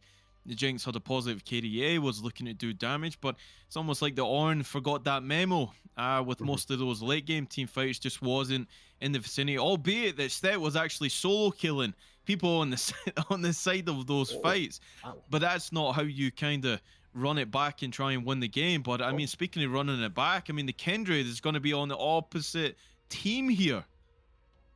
Wow, I'm actually kind of shocked. First of all, the instant LSR lock-in after they saw the Renata Glass there, saying we don't want to take the Enchanter, we want something with more agency. I can see the angle, maybe say we don't want the agency on our top laner, we want them to be more of a carry style, maybe we want to give them something a little bit more that they can do other than be the front line, and we'll just shift that to our support, and then we'll take the Kindred away from you. You're not going to be able to get it. The Graves is a very bad pick, if I'm going to be quite honest, because Kindred is a typical answer into the Graves because you're just simply a better marksman than him. You win a lot of the early game skirmishes with your E and being able to put down your W, your Q, getting more attack speed. It's really hard for Graves to actually win a lot of those skirmishes, so I'm a bit intrigued as to why they went for that, considering it should be a counter matchup, and considering that, you know, Calculated Luck is a very avid Kindred player, they should be aware of that by now, but the Caitlyn lock-in does make it so that they do have some amount of really long range backline. So we're seeing a flip from game one, where it was all about the AoE and the big engages. Now we're seeing a lot of single target damage. The Caitlyn, the Graves, of course, gets that collateral damage that comes through from the ultimate. But it is, like you've already touched on, that matchup in that jungle. Now, Graves is one of those champions that you can farm forever. You can get to a certain point with some items, and then you can start one-shotting people. And I don't believe we know what that that last pick was, and it seems to be okay. It's bugged out. That is going to be the Jinx. It's going to be locked in for Oblivion Esports here. So we're seeing a switch up. They're taking the Kindred, they're taking the Jinx, and they might be looking to yeah, just to bounce back here with it, with those picks. Certainly interesting. Jinx into Caitlyn is a little bit of a tough lane, I feel like, for the Jinx, especially early. Of course, you got the Alistar to get the passive heal to help you out with the poke that will come down from the Caitlyn. Of course, she's going to outrange the Jinx. I think the Rockets are pretty close. But what do you think about that matchup? Do you think the Renata fares well into the Alistar? Certainly that handshake will come into play in that combination. It's a weird one because I personally don't have a lot of faith in Alistar as a champion in the current meta. I think it's kind of a lackluster champion to try and take into a lot of things, especially into a ranged champion like Renata, who is very oppressive. And of course, the Caitlyn Renata is going to be pretty hard for Alistar to find angles to actually engage on, but enough of that. The Singe just blind locked in here, considering I don't expect it to be going anywhere but top. Oh, I mean, it could be Alistair Shop and Singe support, right? It's the answer to the Heimer. No, it's not. It's probably going to go into the top lane. And I mean, I'm a Singed enthusiast, so I certainly respect the pick and looking forward to see how that one will fare. And you can see how the Singe might work in this case. I mean, the Renata, the Graves, the Caitlyn, if Singe is quick enough to get those picks, which normally it is, and of course, if you forget what the #1 rule of League is never chase a Singed, because you're never going to fare well in that one. But he's going to be matched up against the Mundo. Now, Mundo can withstand that, certainly in the early game. As it transitions as well, it only gets better for the Mundo in that case. So Galio being hovered here as well, that would be an interesting pick, because they are lacking that big engage. Okay, they're going to lock in the Galio here. I'm not a big fan of Heartbreakers' composition here. I think it's a little bit iffy, considering the fact that if the Graves and the Caitlyn are going to get behind, they don't really have damage. Other than that, the Yasuo hover is going to be an interesting one. They do actually have the Alistar headbutt pulverize combo. They have a Singed flip, so it will be the Yasuo lock-in, and of course into Galio. That is a very good matchup, but I really am not a big fan of Heartbreakers' composition. I think the thing that they have going for them is the Renata ultimate is still going to be very impactful in this game. But other than that, I feel like if the Caitlyn and the Graves aren't able to get much out of the early game, your AP damage is Galio, and that's not really going to be able to carry you through to later stages. And that does mean that if you just stack armor, especially onto the Alistar, onto the Singe, even Yasuo being able to get things like the Ninja Tabis, it does mean that you're going to be lacking a lot of damage. And so I am a little bit concerned, but if they're able to play out this early game well, then that really doesn't matter too much. Well, let me tell you, we've gone from organized 5-on-5 team fights to full-on solo queue in this one, because I am looking across the board, the Singe, the Yasuo coming out as well. Will we see that 10 death power spike? I don't know. Certainly for Oblivion, you don't want to see that. And on the side of Heartbreakers here, it's really a big change up, and like you already highlighted, super important that they actually get ahead in this game so that the resistances don't become a factor, because if they do, that Graves and Caitlyn, they're not punching through that Alistar or that Singed. Yeah, it's going to be super difficult. I mean, even the Insanity Potion that can be dropped from Singe gives you so much inherent stats, and that's what allows Singe to build things like Rylai's, like Demonic Embrace, things that have health, but not necessarily the armor or magic resist to back up that health, because once you pop that ultimate, it gives you so many free stats, and that allows you to be an absolute menace running through the backline, still having a solid amount of AP to your name, solid amount of dot from the poison, from the Demonic Embrace, and the slow from the Rylai's, while also not being that easy to kill. So I am a bit worried about Heartbreaker's composition. I feel like there's a lot of holes, and it's so all in on the Graves, on the Caitlyn being able to snowball this early game, that if you fall behind, I don't see how you can prevent Kindred, Jinx, Yasuo from taking over the late game, other than landing a perfect Renata ultimate.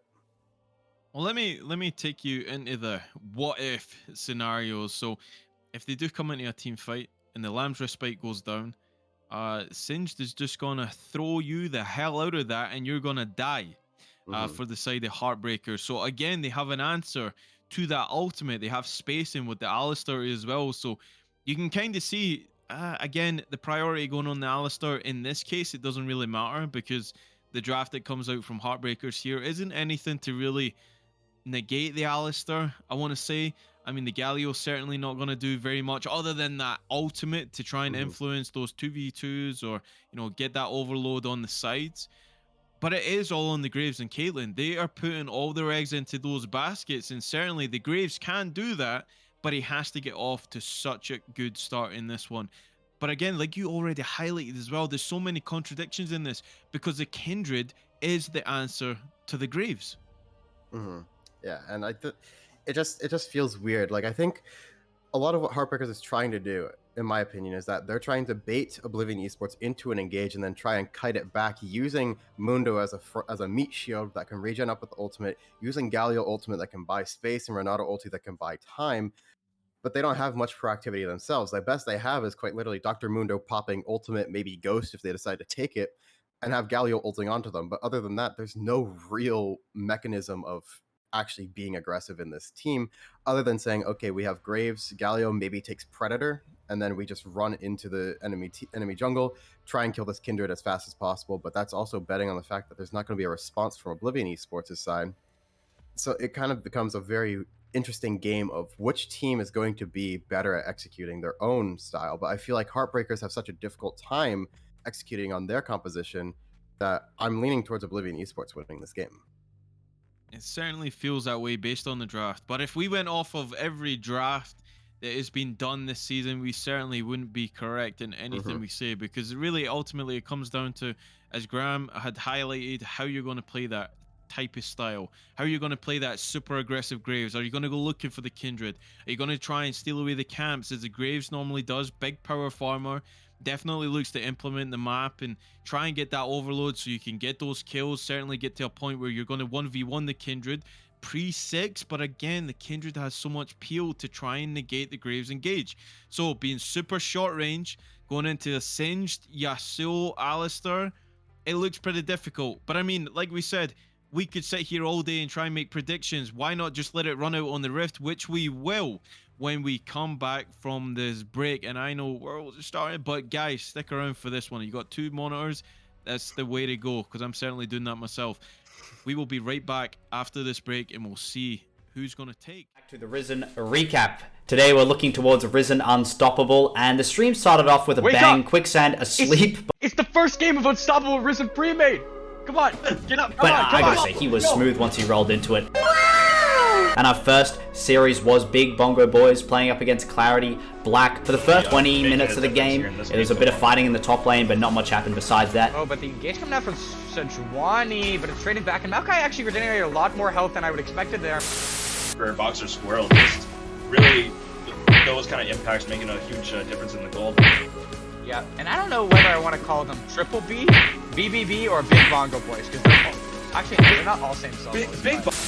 Then there was a mega turnaround fight for the Big Bongo Boys after they made a big dragon attempt, but then they got challenged again for the dragon attempt, which Big Bongo Boys won the fight towards. On this side, and there's a 3v on the other side, but I can't punch to it, and I can't cut to it. But Boxer Squirrel in the midst of it all, unable to get too much out, but finds the Q before he's last. Dies, and Chicken Fried Rice to escape with good depth, does not unfortunately have the W enough up to heal him, and they call comes back in the circuit, but finds one. Can she find two? No, she gets shut down, and the exchange of lives is so insane. Can Maokai find the damage retrieval back? And he does, but unfortunately, it is the ace on the side of CLB that allows them to get this dragon. Much later in the game, Big Bongo Boys chased Akali down in the bot lane, meaning that Clarity Black had so much freedom to take that first Baron, and from that Baron, they spiraled away from a teamfight and took the victory. The higher ranked Clarity Black, and honestly, still find performing Akali extremely well. Oh, and she can't get out, simply tries to ulti over the wall, but that's crucial. 4 members sent down. This is the freest Baron I've seen, and it's incredibly hard to siege anything. As we're talking about that, the dragon does in fact spawn. This will be a very important fight. Dragon Soul on the line. Let's see. This is so easy, and the onslaught of shadows into all of the members. We talk about Wombo on one side, we talk about Wombo on the other side, but the whole time is not correctly pinned on enough members to make it worth it and to make it so they can make this comeback. And unfortunately, at the end, CLB take the lead, and they look to take the game. And then as we rolled into game 2, Maokai was picked again. Welcome to the League of Legends Champion Spotlight, featuring Maokai, the Twisted Treant. Maokai is a support tank hybrid. That's why he's the GOAT! The GOAT! Bold move. Overall, Normally Darius is only reserved for those counter picks, and it looks like they're just going to respond with Maokai. And the team was entirely green, so they kind of had the aesthetic advantage for the Big Bongo Boys. For the first 22 minutes, I kind of got distracted watching the LCS. 100 Thieves did win, to a big surprise of all the casters, and then we moved back into the game, where Baron and Swordpoint were both hit here by CLB. Towards this dragon, we do have good depth running up from base. Let's see if we can get here in time.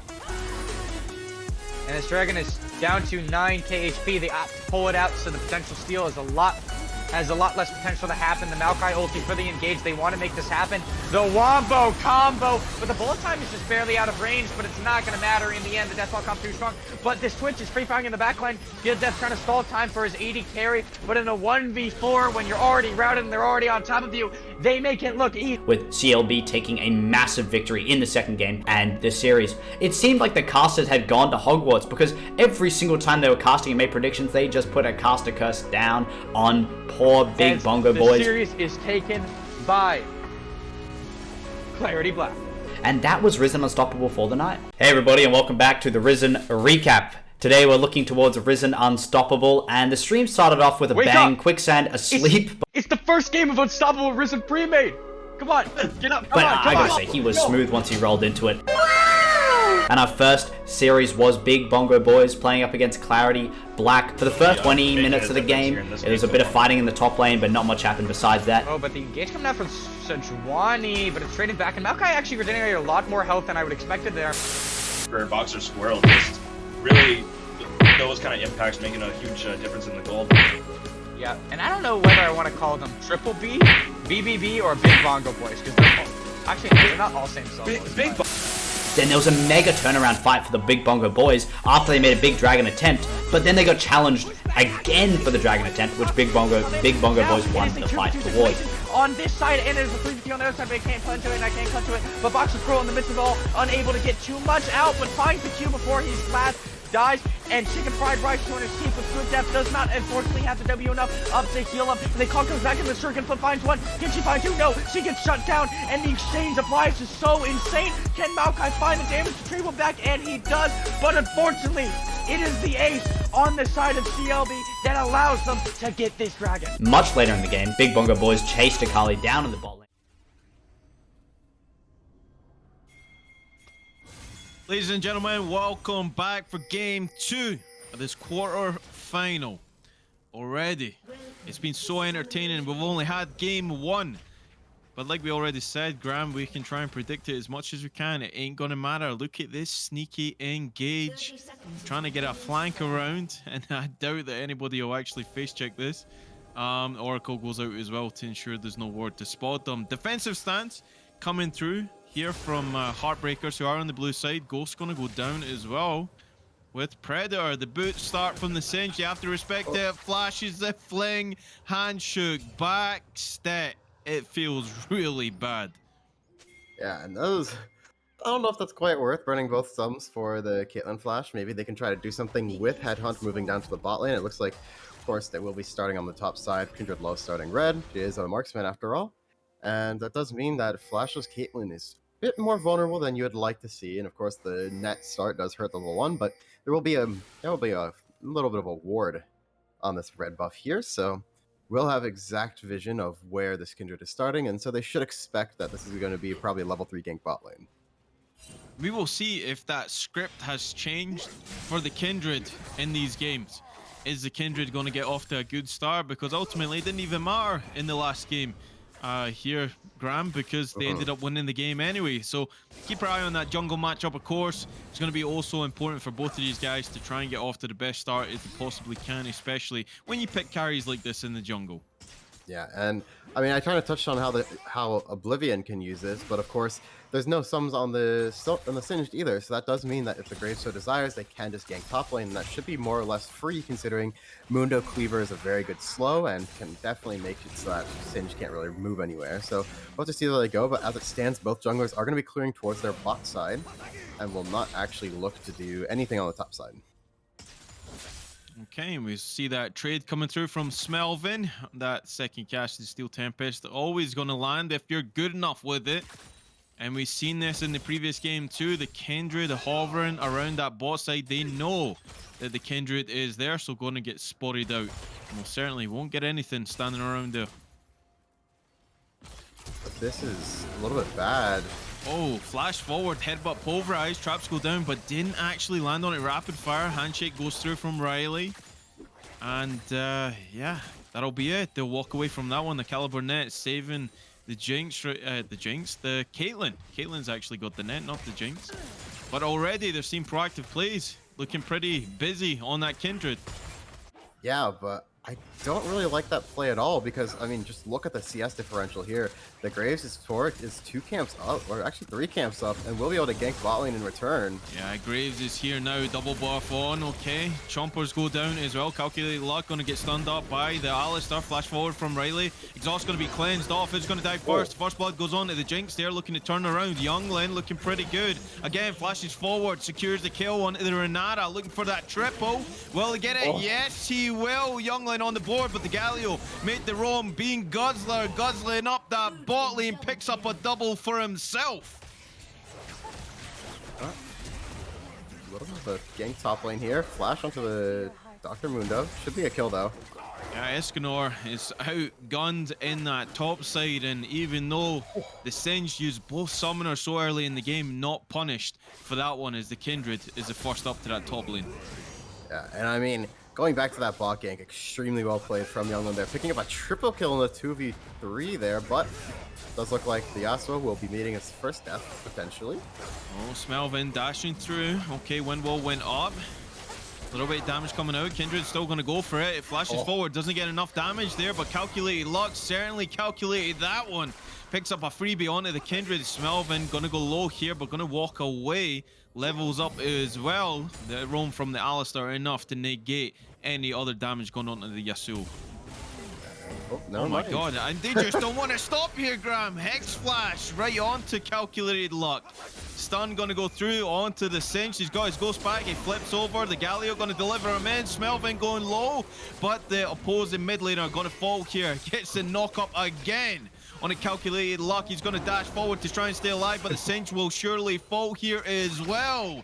Is there going gung-ho in this one, Graham? What's going on, Lim? What's going on?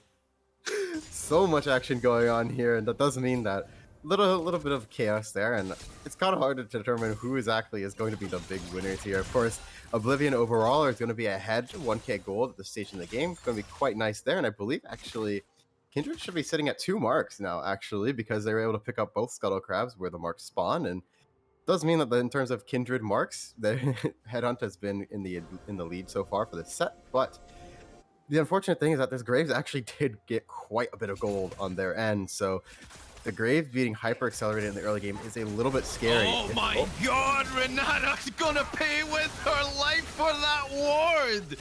Bailout won't be enough. The Goon Squad is in town. Yeah, and I mean, I believe we have actually seen Stet singed a little bit earlier on in the tournament. I believe I was casting that as well. It's kind of vaguely remember because I think it was early on, but he's just roaming. He's not doing any farming whatsoever. Oh my god, the Singed is just a menace. I believe Mundo has that frozen up there, a lot of spread coming through. Even Smelvin getting in on the action in that bot lane. This Singed is a flipping menace. And he's just staying in the bush there, actually. Of course, the Renata does know that it will be in there, but does not mean that he'll be able to do anything about it. Smite away on the Krugs there. Flip, actually. He's just so relentless. I mean, this is this is some crazy Singed gameplay if I've ever seen it. Okay, Shielded Duran gonna go down, but has to use the Ghost to get away from the Yasuo. Those double buffs complete. Gonna go over to the Yasuo, who is opting and looking pretty good this early in the game. And I mean, we need to try and catch our breath here, Graham, because it's just all over the place. The Singed gave up so much, and eventually Escanor pushes that wave into the turret. Yeah, I don't quite like the fact that Escanor froze it for that long. Yes, of course you want to be able to punish it and get CS, but at the same time, you're Mundo with Demolish. You have so much agency to actually break down a lot of these tower plates, so probably could have gotten at least one more plate, but Singe will be able to walk up and will only result in one plate taken here, but Mundo passive does mean that there's not actually going to be a flip available, and we'll just be able to get out of that scot-free. So, I mean, if you are the Singe, you want to try and grab some CS. You can negate quite a lot, but ultimately you have to, if you want to be a champion in this one.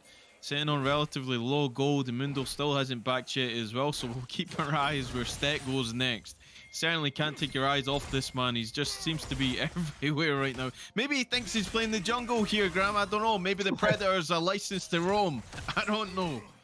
Maybe so, but even if you look at the individual gold, it's actually only a 400 lead for the Mundo, so even being down like about 40 gold, it's actually so much better than what it seems because of the 4 assists, because of the 1 kill, able to pick up at least some amount of gold, but it does look like that'll change quite soon.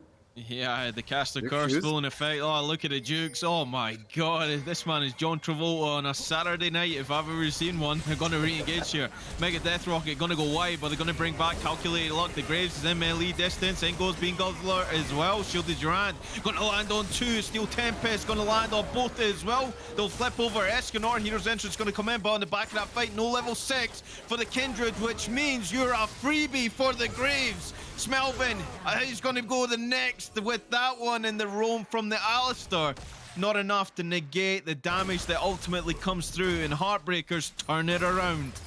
And that was a little bit too greedy from Oblivion Esports. So they tried to contest for the Rift Herald there, but they weren't coordinated enough. They didn't have a lot of the targeting, and even Headhunt tried to go and separate off 2 of them, but just got burst down by the Graves that already has Umbral Glaive already.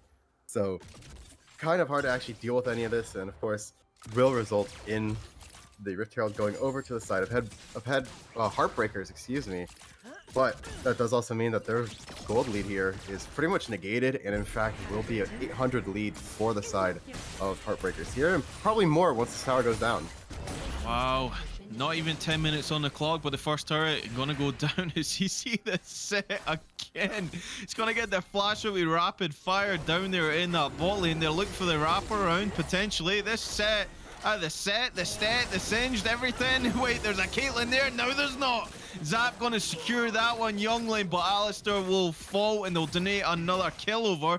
Looking to return the favor on those turrets, but look at the Mundo. He's on the 2nd tier in the top lane.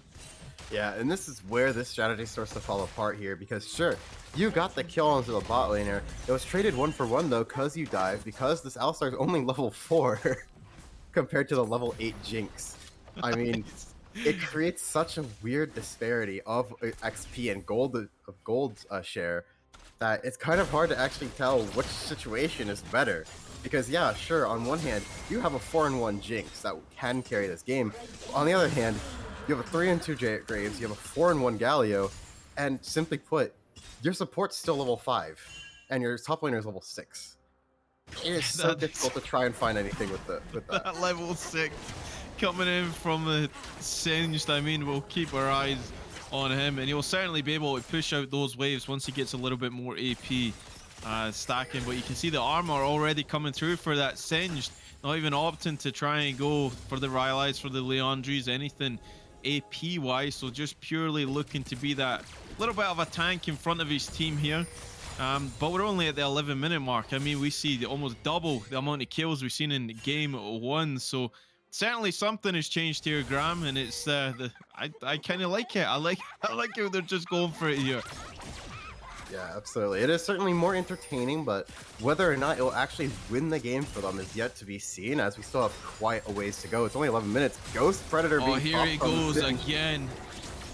Oh, he's still going. There's nothing that can stop this man. The Singed train is fully online. The Kindred going to go down. Hostile takeover going to get wind-walled away, not going anybody. Escanor's on the back, trying to do his best to shut down the Graves. They do. Stet still running around, being an absolute menace.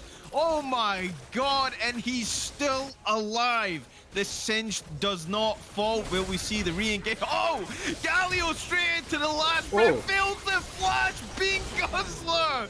Just guzzling the mist of Singed at the back of that team fight. Oh my god, take your eyes off it for a second and you'll miss it.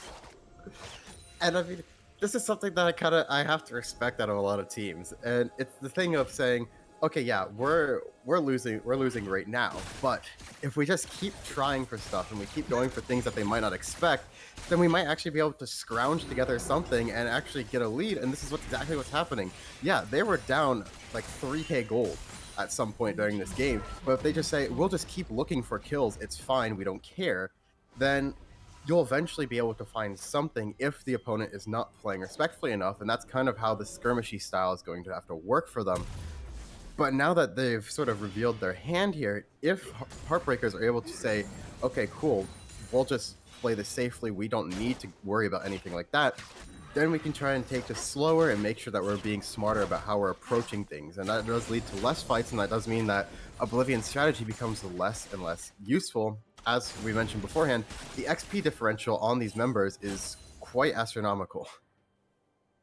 And I think that Singed is just going that Sonic the Hedgehog build. The dead man's also completed. I'm really surprised we didn't see any mobility boots actually coming through from him as well. But I mean, how faster can he go right now? He's certainly driving that alternative in this game to keep you second guessing every play that you step up to, and we will certainly be keeping our eyes on that, because I mean, every time that the director camera moves here, Graham, it just seems to be like the Singed is pretty close by. Maybe he's playing for that limelight. The spotlight's certainly on him in this one. Oh, absolutely. We have certainly been seeing a lot of the Singed on our screen in this game, and hopefully, for the sake of our own entertainment, we'll continue to be the case for the rest of this game. But you know, things have sort of settled down a little bit. We haven't had action for a solid 30 seconds, but considering this game, I speak too soon, actually.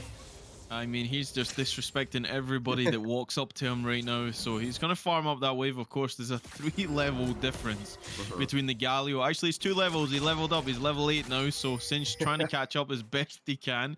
And more importantly, that first dragon actually went over to Oblivion Esports in this one. So they will be looking to try and secure that as well. You can see the vision. They have it in the top side right now. So they might be looking to transition that down into that bot side river, as that dragon is less than a minute away. Yeah, that'll be the next objective that they kind of play towards. But again, it's so difficult to play a fair fight for Oblivion, because even if you just look at the top lane itself, sure, you have a gold lead in your team's favor.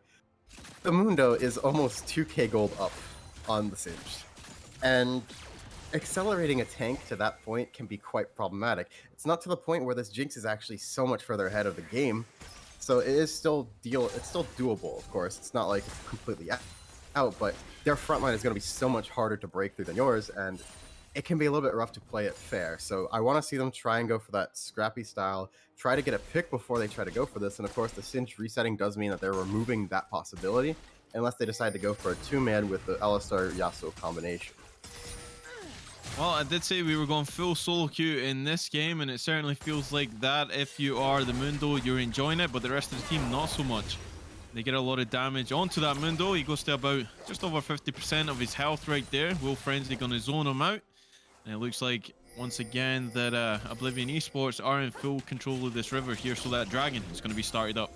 Yeah, they don't even want to contest it. They're saying there's 2 Kraken Slayers on the side of Oblivion Esports. They're saying, yeah, even if our Jinx might not be able to break through it, a Kindred will be able to do it in addition to that. So they'll just take the Rift Herald instead, and of course, the Caitlyn has to flash already. Caitlyn is on borrowed time here into the last breath. Hero's Entrance going to come in from the Galio. Mega Death Rocket going to secure that one. That's a little bit of KS cleanse. Going to go down, but the Everfrost will land onto Youngling. Spaces out. Is that going to land as well? But that's going to be donated over to the Kindred. They make the play. The handshake going to whip just so close to landing on Smelvin, and that might have spelled a kill going back over, but they make the play through the Singed again, and it works.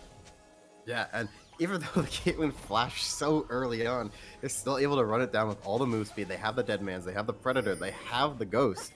They're able to catch up to them in no time, drop the adhesive, flip into Last Breath, into the kill. Even though the Galio ultimate, the Hero's Entrance comes down, it just results in another kill for the side of Oblivion Esports, and the tower shortly falls. But even though Oblivion Esports is doing all of this, they're only 1k gold ahead, give or take. But you would think that they would need to be much farther ahead in that, and it's because of this top lane difference that they've just said, we're not playing the top lane, we're not laning, we're just going to go for a bunch of kills. We're going to pretty much say, yeah, let your Mundo farm, we're going to just kill you on the bot side.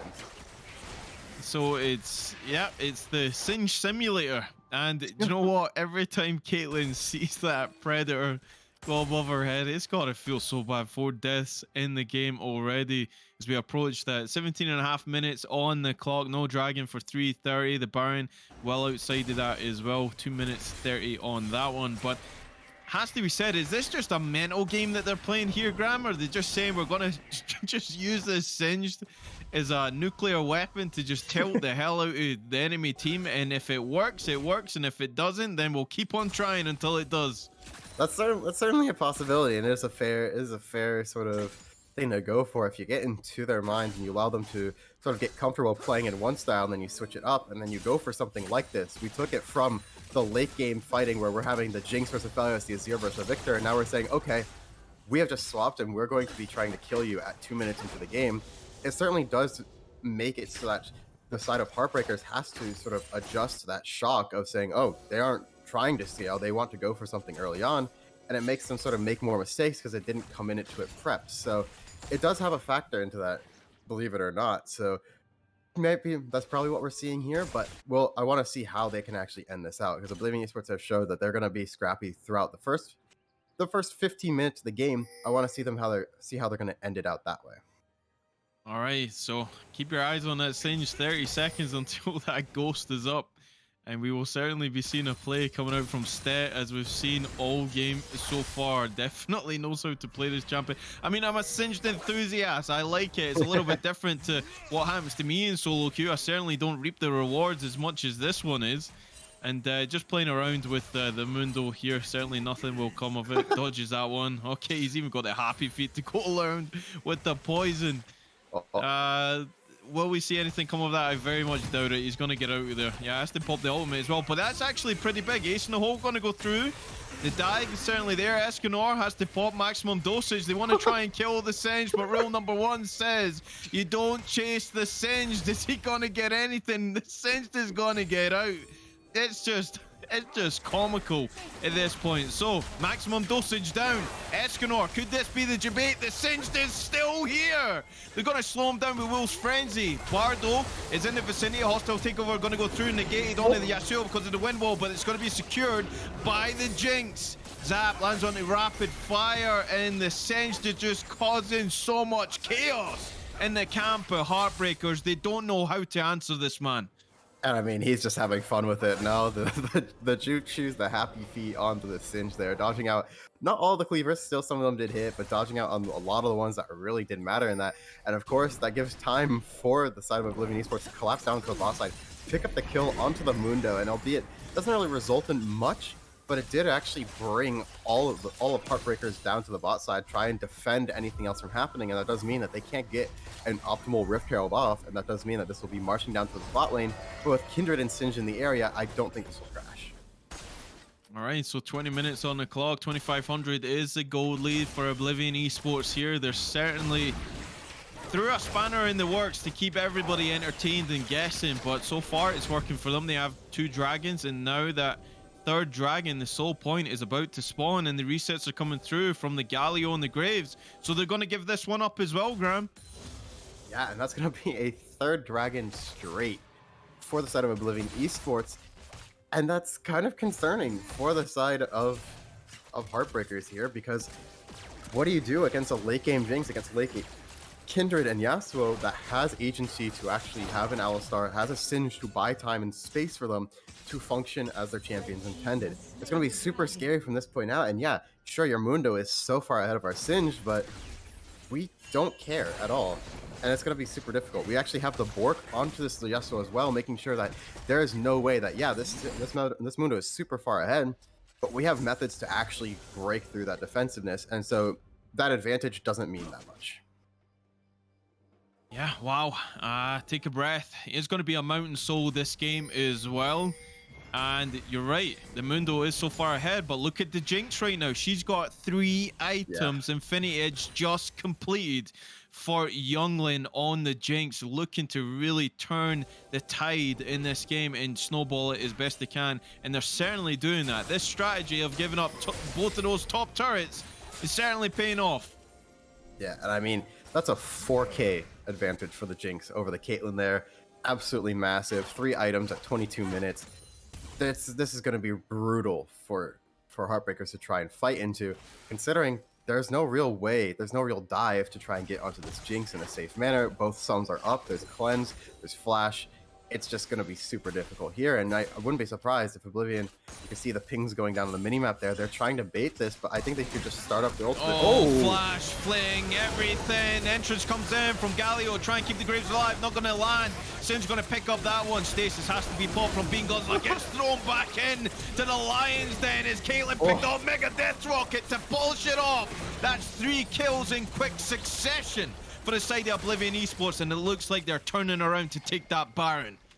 That's going to be a clean 3-0 there, and probably the 3 that matter the most. And I mean, Oblivion Esports are just running away with this game here, as they're just going to be marching down. They're actually splitting up here. They're trying to send the Jinx to deal with the inhibitor tower, but they have 3 onto the Baron here. It should be fine. They still have Yasuo, Kindred. They do it very quickly after all, but they want to get even more. They want to be greedier with it and make sure they can push this game to a victory as fast as possible. Baron secured, Soul Point secured, Jinx fed, Singe doing stuff to tilt everybody off the face of the planet. The plan is working for Oblivion Esports, and they are bouncing back from game 1. So far, this could still turn the tide, but I mean, the Caitlyn struggling in this game. It's almost like every time that the Singe sees Caitlyn, it's a green light. Come and get me, baby. It's free gold.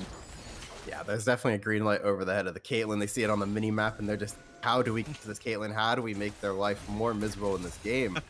And, I mean, it's certainly working. I would absolutely hate being the Caitlyn in this game here.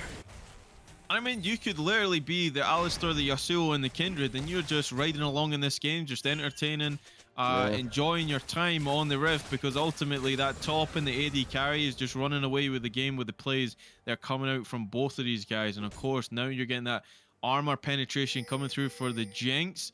Last Whisper in the inventory, looking to try and even further beyond, just burst through this front line like you'd never believe. The Mundo is a thing until it runs into the Jinx. But Bardo's going to get rooted up by Riley. I feel like we haven't seen very much of this Renata be so successful in this game. Very close to getting that proc, and that might have been close to dying there. But they're looking to siege the base. Here we go. Singe going to go through with Predator, just burning through. There goes Caitlyn again. The bailout is on her, but it's not going to be enough. There's so much damage. Last breath going to secure the kill, but it's actually donated over to the Jinx again. Youngling on the board for the 9th time in this game. Rockets just deleting Escanor's health bar. Zap goes through, Mega Death Rocket, not enough to actually trade over the kill. The heal comes through as well. Galio going to be spawned. The Caitlyn puts the trap down, but Ste overstayed the welcome. But the Nexus turrets are falling. Exposed Nexus. Escanor has to retreat. Headbutt Pulverize is going to go back in. Here goes the ultimate from Galio to try and negate the damage that's coming through, but it's just too much. And ultimately, Youngling ends the game 9-1 on the Jinx. And an absolute banger coming out from Oblivion Esports there. So much early game action, and yes, not all of it worked, but at some point they were able to force so many awkward positions from Heartbreakers there, forcing them to make awkward calls, and that ended up in their victory here in this game. And I really want to see how they transition this into game 3, because this isn't a strategy that necessarily works. Sure, you might have caught them off guard, but replication is absolutely critical. If you can do this in game 3, then I'm sold. I mean, it's pretty straightforward for me. Ban the Singe. I don't want to deal with that again. I mean, certainly if you are rapid fire in that game, you don't want to even try and contest with that Singe. It just was so brutal, so punishing. Gave up so much in that early game, but what was the difference? It was a Mundo that you were leaving alone in that top lane. Kept the wave frozen, like you said, Graham. Maybe that was a mistake. Maybe just trying to push it, get that turret down as quick as you can, get the second one down, and then Singe starts to maybe question the plays that are coming out. But they had an obvious game plan, and they played it to full effect.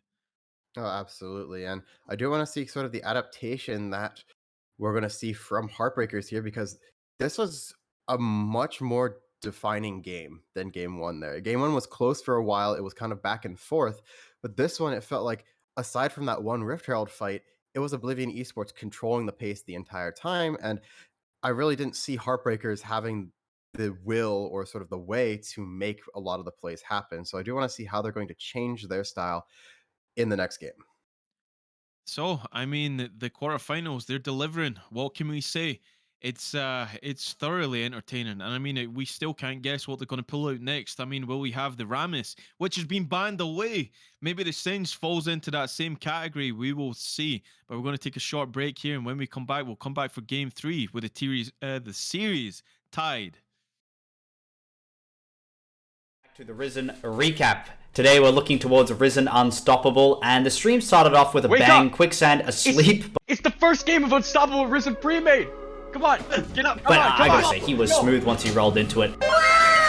And our first series was Big Bongo Boys playing up against Clarity Black. For the first 20 minutes of the game, it was a bit of fighting in the top lane, but not much happened besides that. Oh, but the engage coming out from Sejuani, but it's traded back, and Maokai actually regenerated a lot more health than I would expected there. For Boxer Squirrel, just really those kind of impacts making a huge difference in the gold.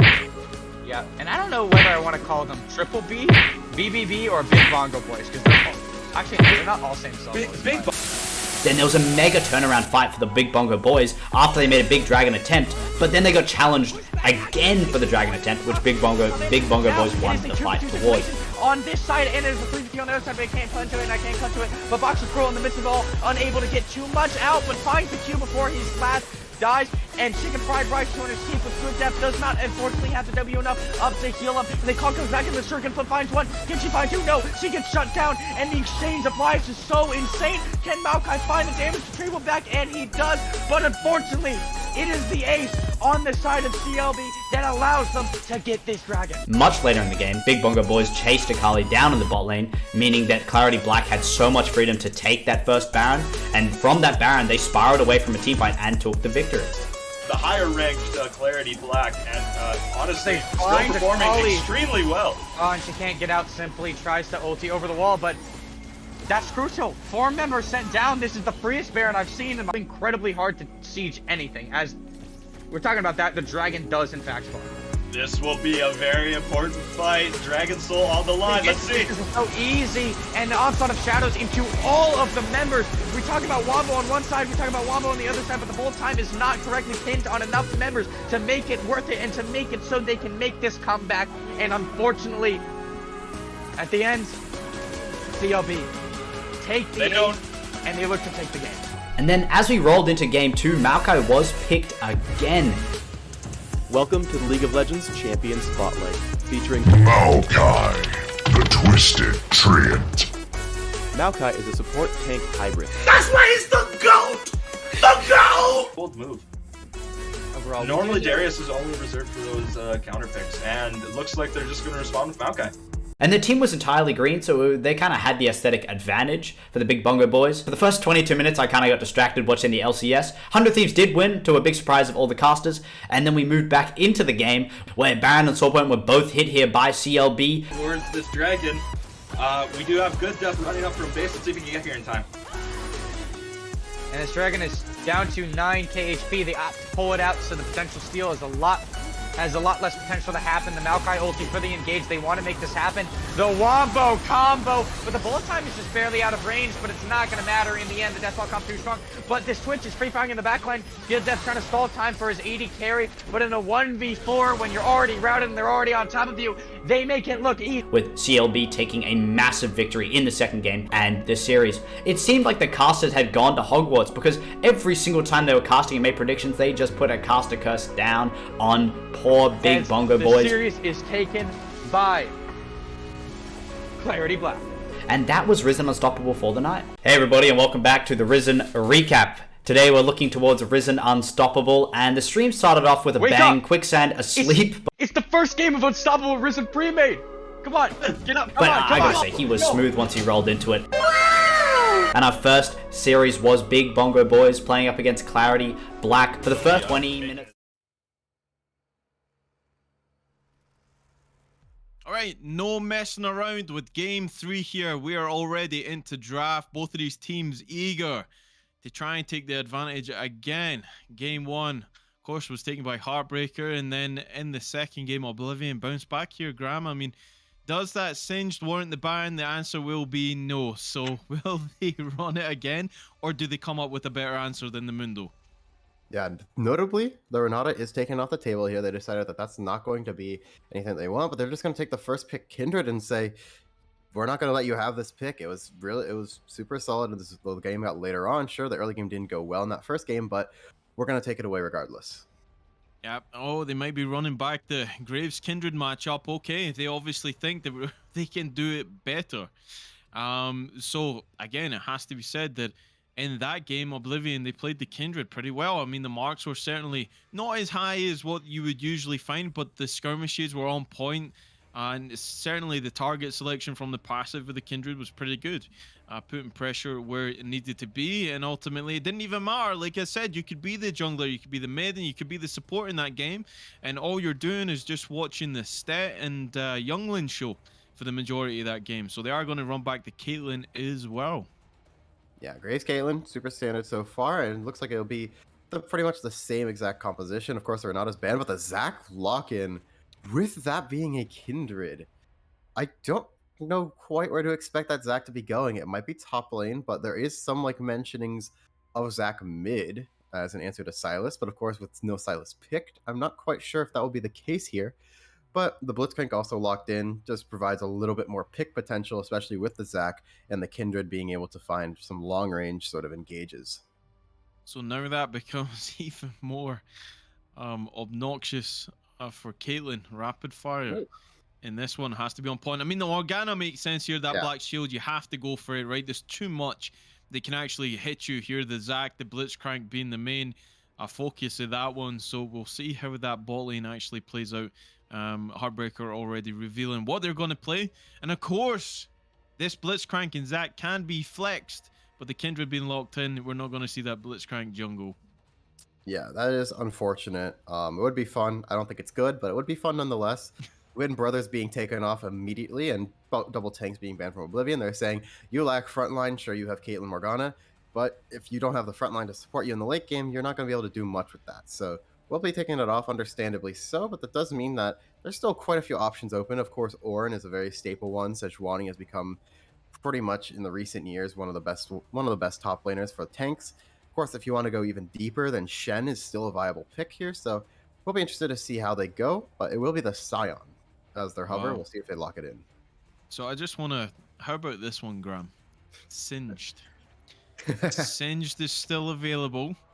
It is. If it is run back, I mean, I'd be very surprised because then they're lacking a lot of DPS actually coming through here. So we're having the Zac and the Blitzcrank. You already really have that. I mean, the Blitzcrank won't necessarily be that tank that can withstand everything. Really, it's there for utility to offer picks. If you can get it, and the Fog of War becomes so important, especially paired with the Zac. But Vel'Koz is something that we haven't seen all too much this season. So Vel'Koz's been locked in here. Definitely throws another spanner in the works. We're seeing some unique picks here. And if you're running back the Jinx, it's a case of why not? Because Younglin in both games has looked phenomenal on this champion.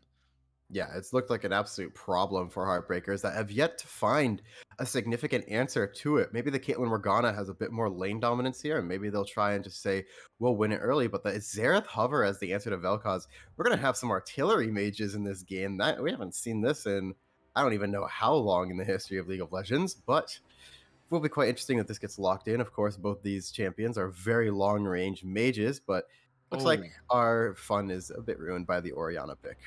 I mean, you have a little bit of the delivery system. Certainly, if you pair that up with the Morgana as well, the Soul Shackles on top of a Shockwave would be devastating because even after the damage is going off, you ain't going nowhere. And having the Scion that is unstoppable in his ultimate, certainly a delivery system on short-term basis. If you can stay in the range, that's the most important thing when it comes down to that. Otherwise, you're going to Shockwave yourself, and that doesn't really look good on the highlight reel for sure. But already highlighted, like you mentioned, that the Vel'Koz against the Xerath, but Vel'Koz against Orianna, and I mean, it kind of favors the Vel'Koz here. I know that Vel'Koz will have that range advantage over the Orianna, and she's really designed for these team fights and altercations that will happen in either side of the river here. But I'm really, like, the only time I ever see Vel'Koz is like in ARAM. Like, nobody really tries to take this into solo queue anymore, right? And then you're guaranteed to hit everything in the ARAM game. But in this case, when you're on the Rift, these skill shots become even more prevalent to actually land.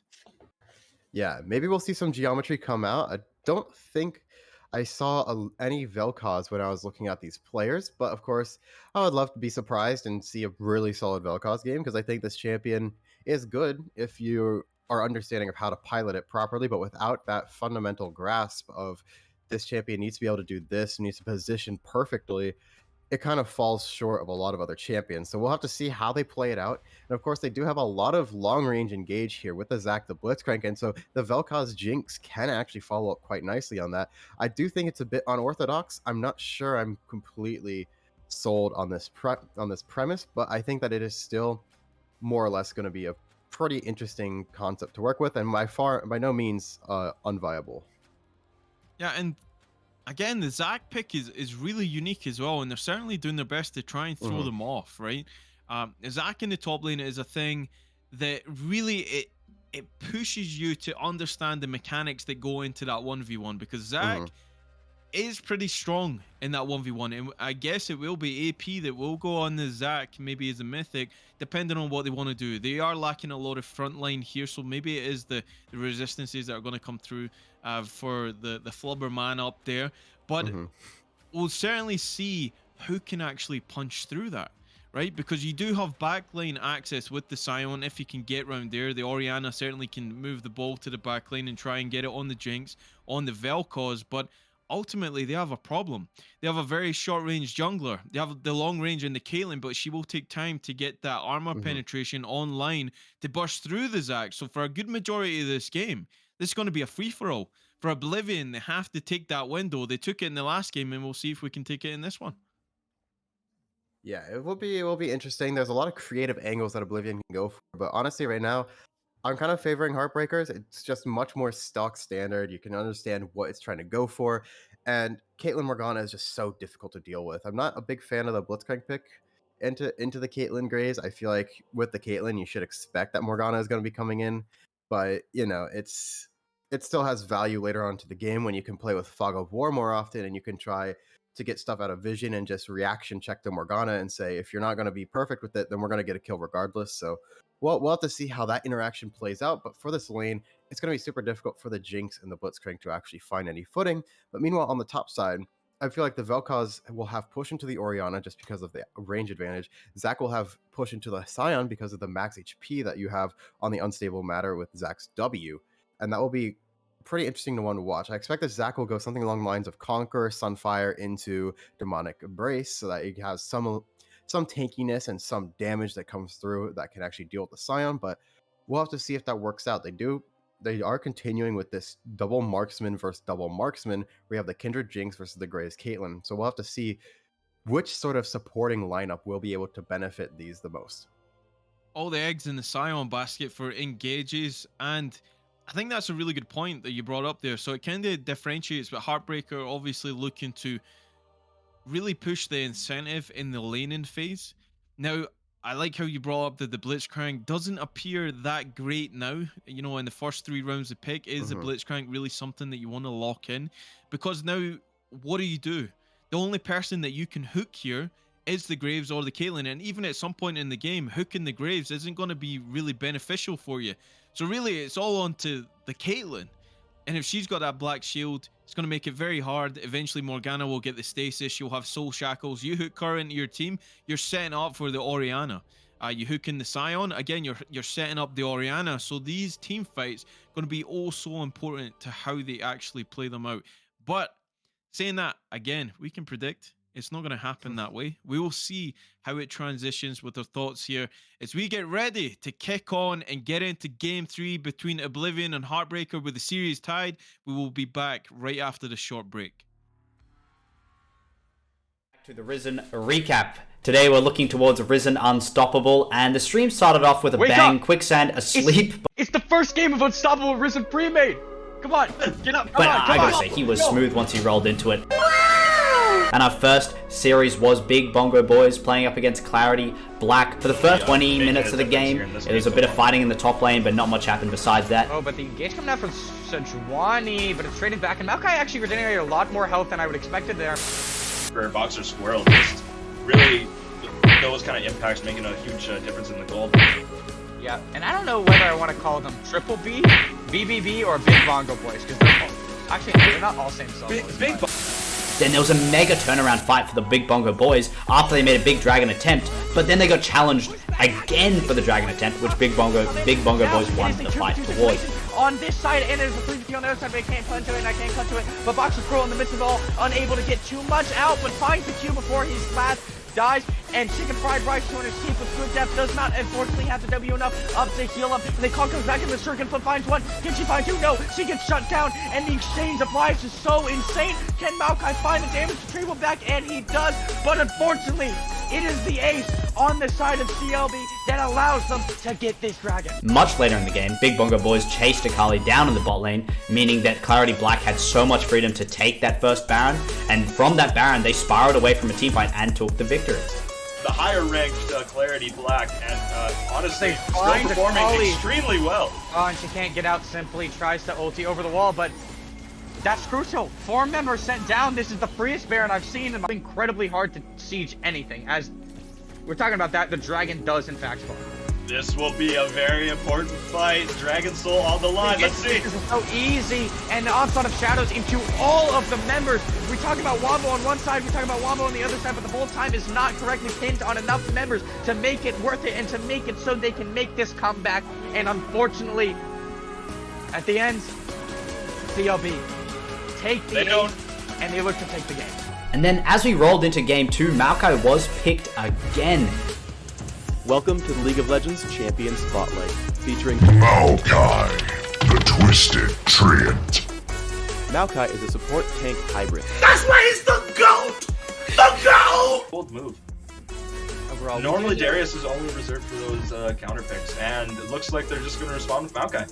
And the team was entirely green, so they kind of had the aesthetic advantage for the Big Bongo Boys. For the first 22 minutes, I kind of got distracted watching the LCS. 100 Thieves did win, to a big surprise of all the casters, and then we moved back into the game, where Baron and Soulpoint were both hit here by CLB. Towards this dragon, we do have good depth running up from base. Let's see if we can get here in time. And this dragon is down to 9k HP. They opt to pull it out, so the potential steal is a lot has a lot less potential to happen. The Maokai ulti for the engage. They want to make this happen. The Wombo combo, but the bullet time is just barely out of range, but it's not going to matter in the end. The Deathball comes too strong, but this Twitch is free firing in the backline. Good Death trying to stall time for his AD carry, but in a 1v4, when you're already routed and they're already on top of you, they make it look easy. With CLB taking a massive victory in the second game and this series, it seemed like the casters had gone to Hogwarts, because every single time they were casting and made predictions, they just put a caster curse down on poor Big Bongo Boys. The series is taken by Clarity Black. And that was Risen Unstoppable for the night. Hey everybody, and welcome back to the Risen recap. Today we're looking towards Risen Unstoppable, and the stream started off with a bang, Quicksand asleep. It's the first game of Unstoppable Risen Premade. Come on, get up, come on, I gotta say, he was smooth once he...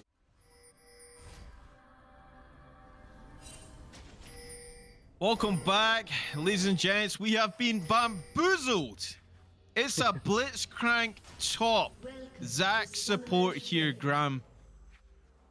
Yeah, I'm about a bit lost for words here. It will be the same setup that the Singed was running, so they decided to just say, instead of the Singed, we're gonna be running the Blitzcrank, and that's gonna be a little bit more interesting. I'll have to see how it goes, but they're going for a top invade, and it looks like the read from Heartbreakers is that they're going to try and invade bot side, and that means that no team will actually be meeting each other, kind of like ships passing in the night here. Well, the pings go down, so they suspect that something may be up. They have a ward, but look at this intelligent wraparound coming through here from Oblivion Esports. Oh man, they're waiting. It's the old traditional Fnatic Death Brush. Sion, Graves walking towards it. Blast Cone right there. They're going to engage it. Decimating Smash going to go down, but it's not enough. Escanor's going to give over first blood to the Vel'Koz. I don't know what to say, Graham. I'm just kind of reveling in the fact that we have a Blitzcrank top. For top for how long though? Because if this goes the same way that the Singed gameplay went, Stet is going to have to open a YouTube channel, and we're going to see this every damn solo queue game. Because, oh, they're doing the wraparound again. They're roaming the Zac this time. They're looking to get Sion. Still has the flash though. They're up there. Oh my god, the tilt is fully online. Flash goes through, rocket grab lands, elastic slingshot lands. Escanor second death of the game. And I think you might have asked the wrong question here. It's not the question of when's this Blitzcrank gonna leave. It probably was, when is the Zac gonna leave? Oh my god, he was doing the Macarena in front of him. Unbelievable. I mean, this does, of course, put Youngin behind quite substantially here. Not even level 2 yet, and we'll have to drop a lot of these minions here, trying to even get the XP to contest this. But I think you'll be okay with the 2 kills early on into this. But giving Caitlyn Morgana kind of the leeway to play the game is a little bit scary, especially as you start transitioning into the 1-item spikes, where you start looking at things like Rift Herald and being able to push down towers super fast. Alright, so we can pause for a second as we see Kindred is actually doing Graves' red buff here. So that big invade coming through. Headhunt. Actually, yeah, he's going to do his own red buff. Graves is going to steal away the Raptors. I got that the wrong way around, but ultimately Graves is going to get out of there first, get onto that Scuttle. So already 1 mark onto the Kindred. We're seeing this Kindred gameplay get further and further ahead as the game starts here, Graham. Look at the Blitz. Gonna get cancelled right here. He's trying to walk it out. Decimating Smash gonna go down. Does he still have the mana barrier? No, he does not. He's almost dead. Flash time to perfection. Escanor doesn't have a flash though. He's gonna get slowed up by Wolf's Frenzy. The red buff working as well. Rocket grab still available. Outside of the Decimating Smash. Oh my god, that must have been finest of margins. Yeah, that was actually the mana barrier being popped the very last second there. It just came off a cooldown for the Blitzcrank, meaning that, of course, you will not be able to get anything from that. And 3 kills already. Good Black Shield to prevent the pullback from the Stretching Strike there, but it does also mean that the Kindred mark on the Scuttlecrab goes over to the Graves, so we'll not be able to accelerate it in that end, and that does mean that staying at the 1 mark area will be the goal for the Kindred for the time being, but hopefully, they'll try to extend this even further, as even though they do have 3 kills in their favor, the gold lead doesn't actually reflect that. That should be even more than 900 gold. It should be about 1.05k, something like that. Not really the best at doing those numbers, but it's a little bit less than that. So it does mean that the advantage on the bot side of the map and even in the mid lane through the CS is going to be at least keeping them somewhat in this game. Oh my god, look at the Blitzcrank and look at the first item completed. Oh good god, it's the mobility boots from the Blitzcrank top. He's gonna show himself, he doesn't care.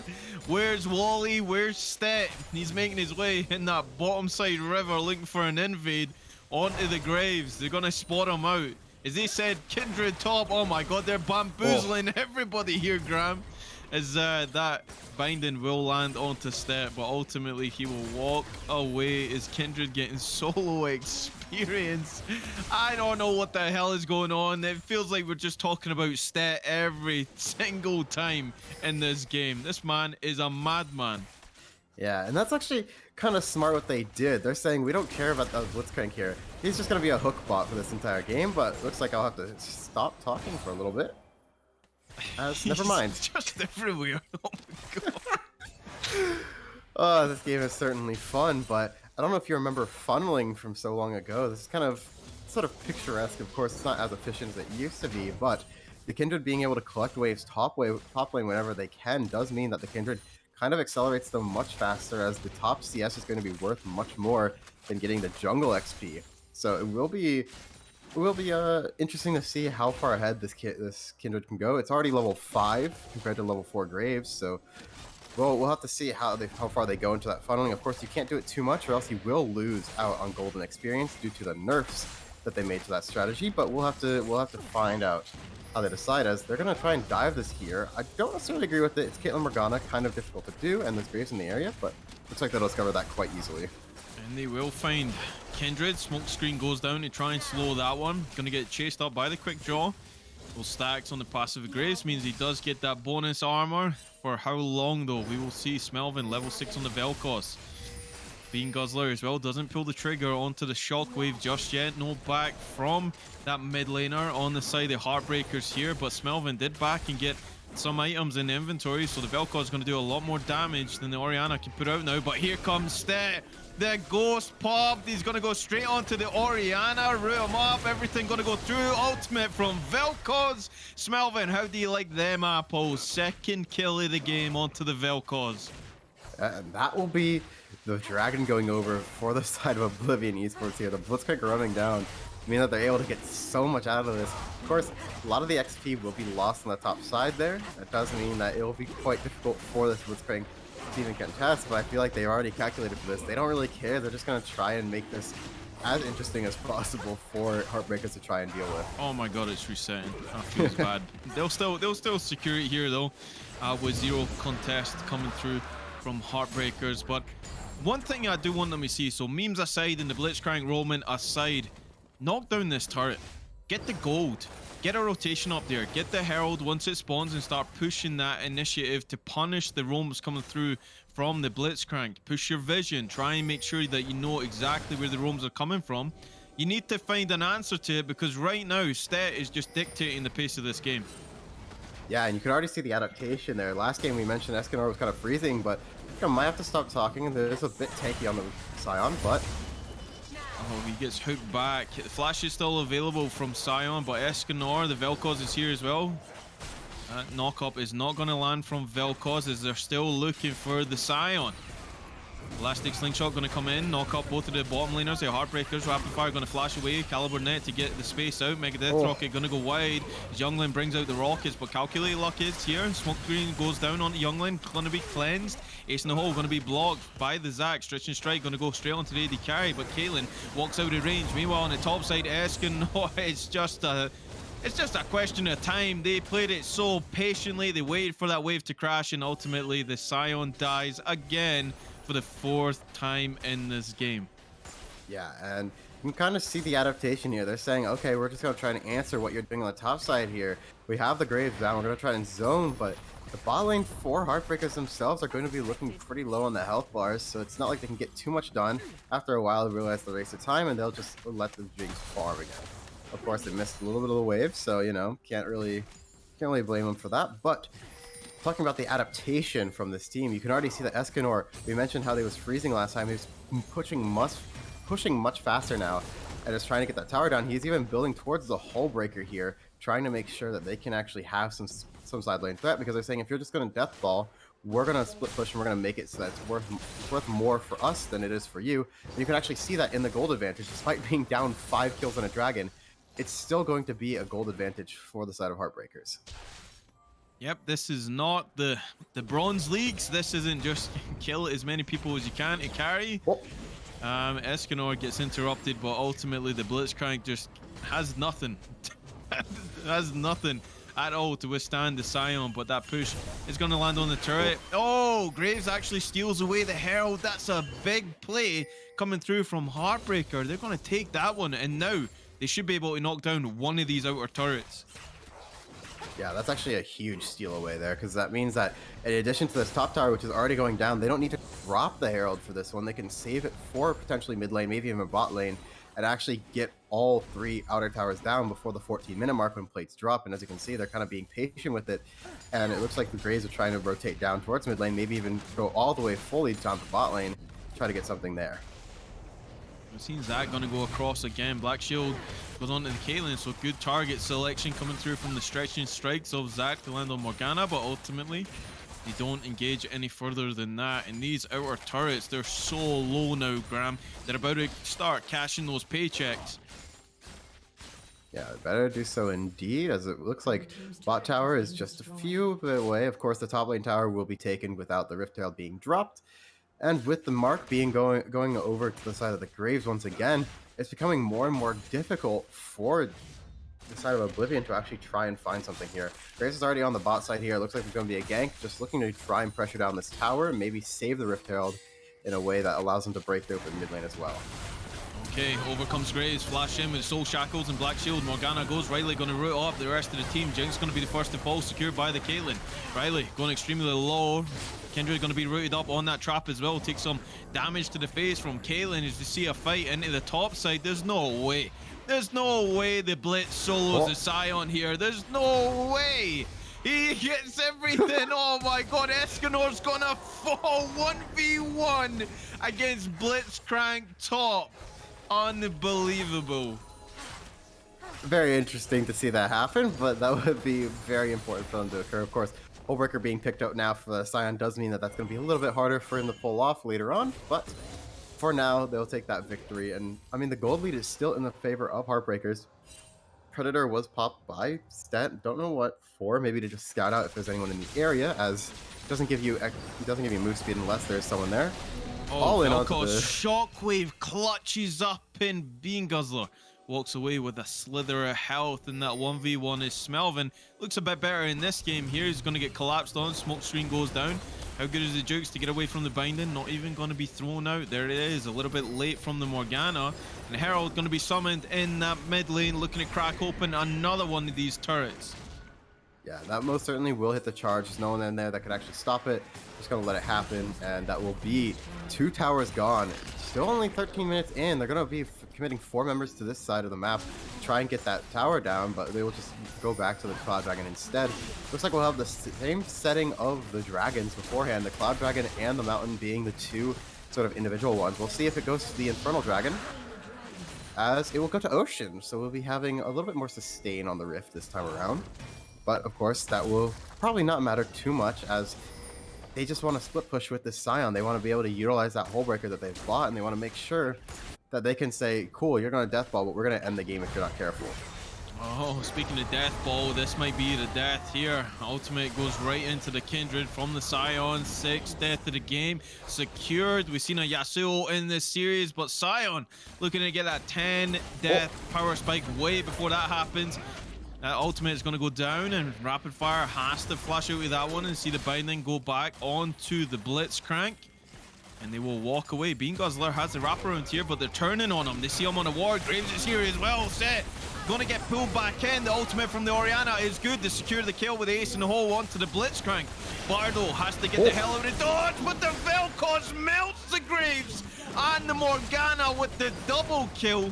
Flash still available for Bean Guzzler, which means he will not get out of that one as Youngling secures it with the super mega death rocket.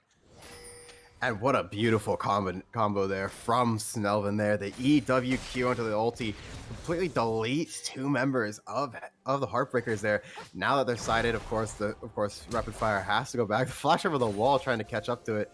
Don't think they were able to reach in time, but good attempt nonetheless.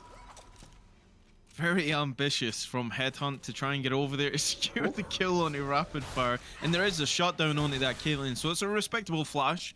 Everything considered with that one, but the only outer turret right now for Oblivion Esports is that bot lane, but Jinx Youngling is pushing the alternative in that bot side, trying to get some gold back onto the Jinx here. Not doing too bad in this game, has to be said. Has that kill still waiting to be popped. 35 CS, should get that in the next few minutes or so here. 15 minutes into the game and the gold leads, they're pretty tight here, Graham.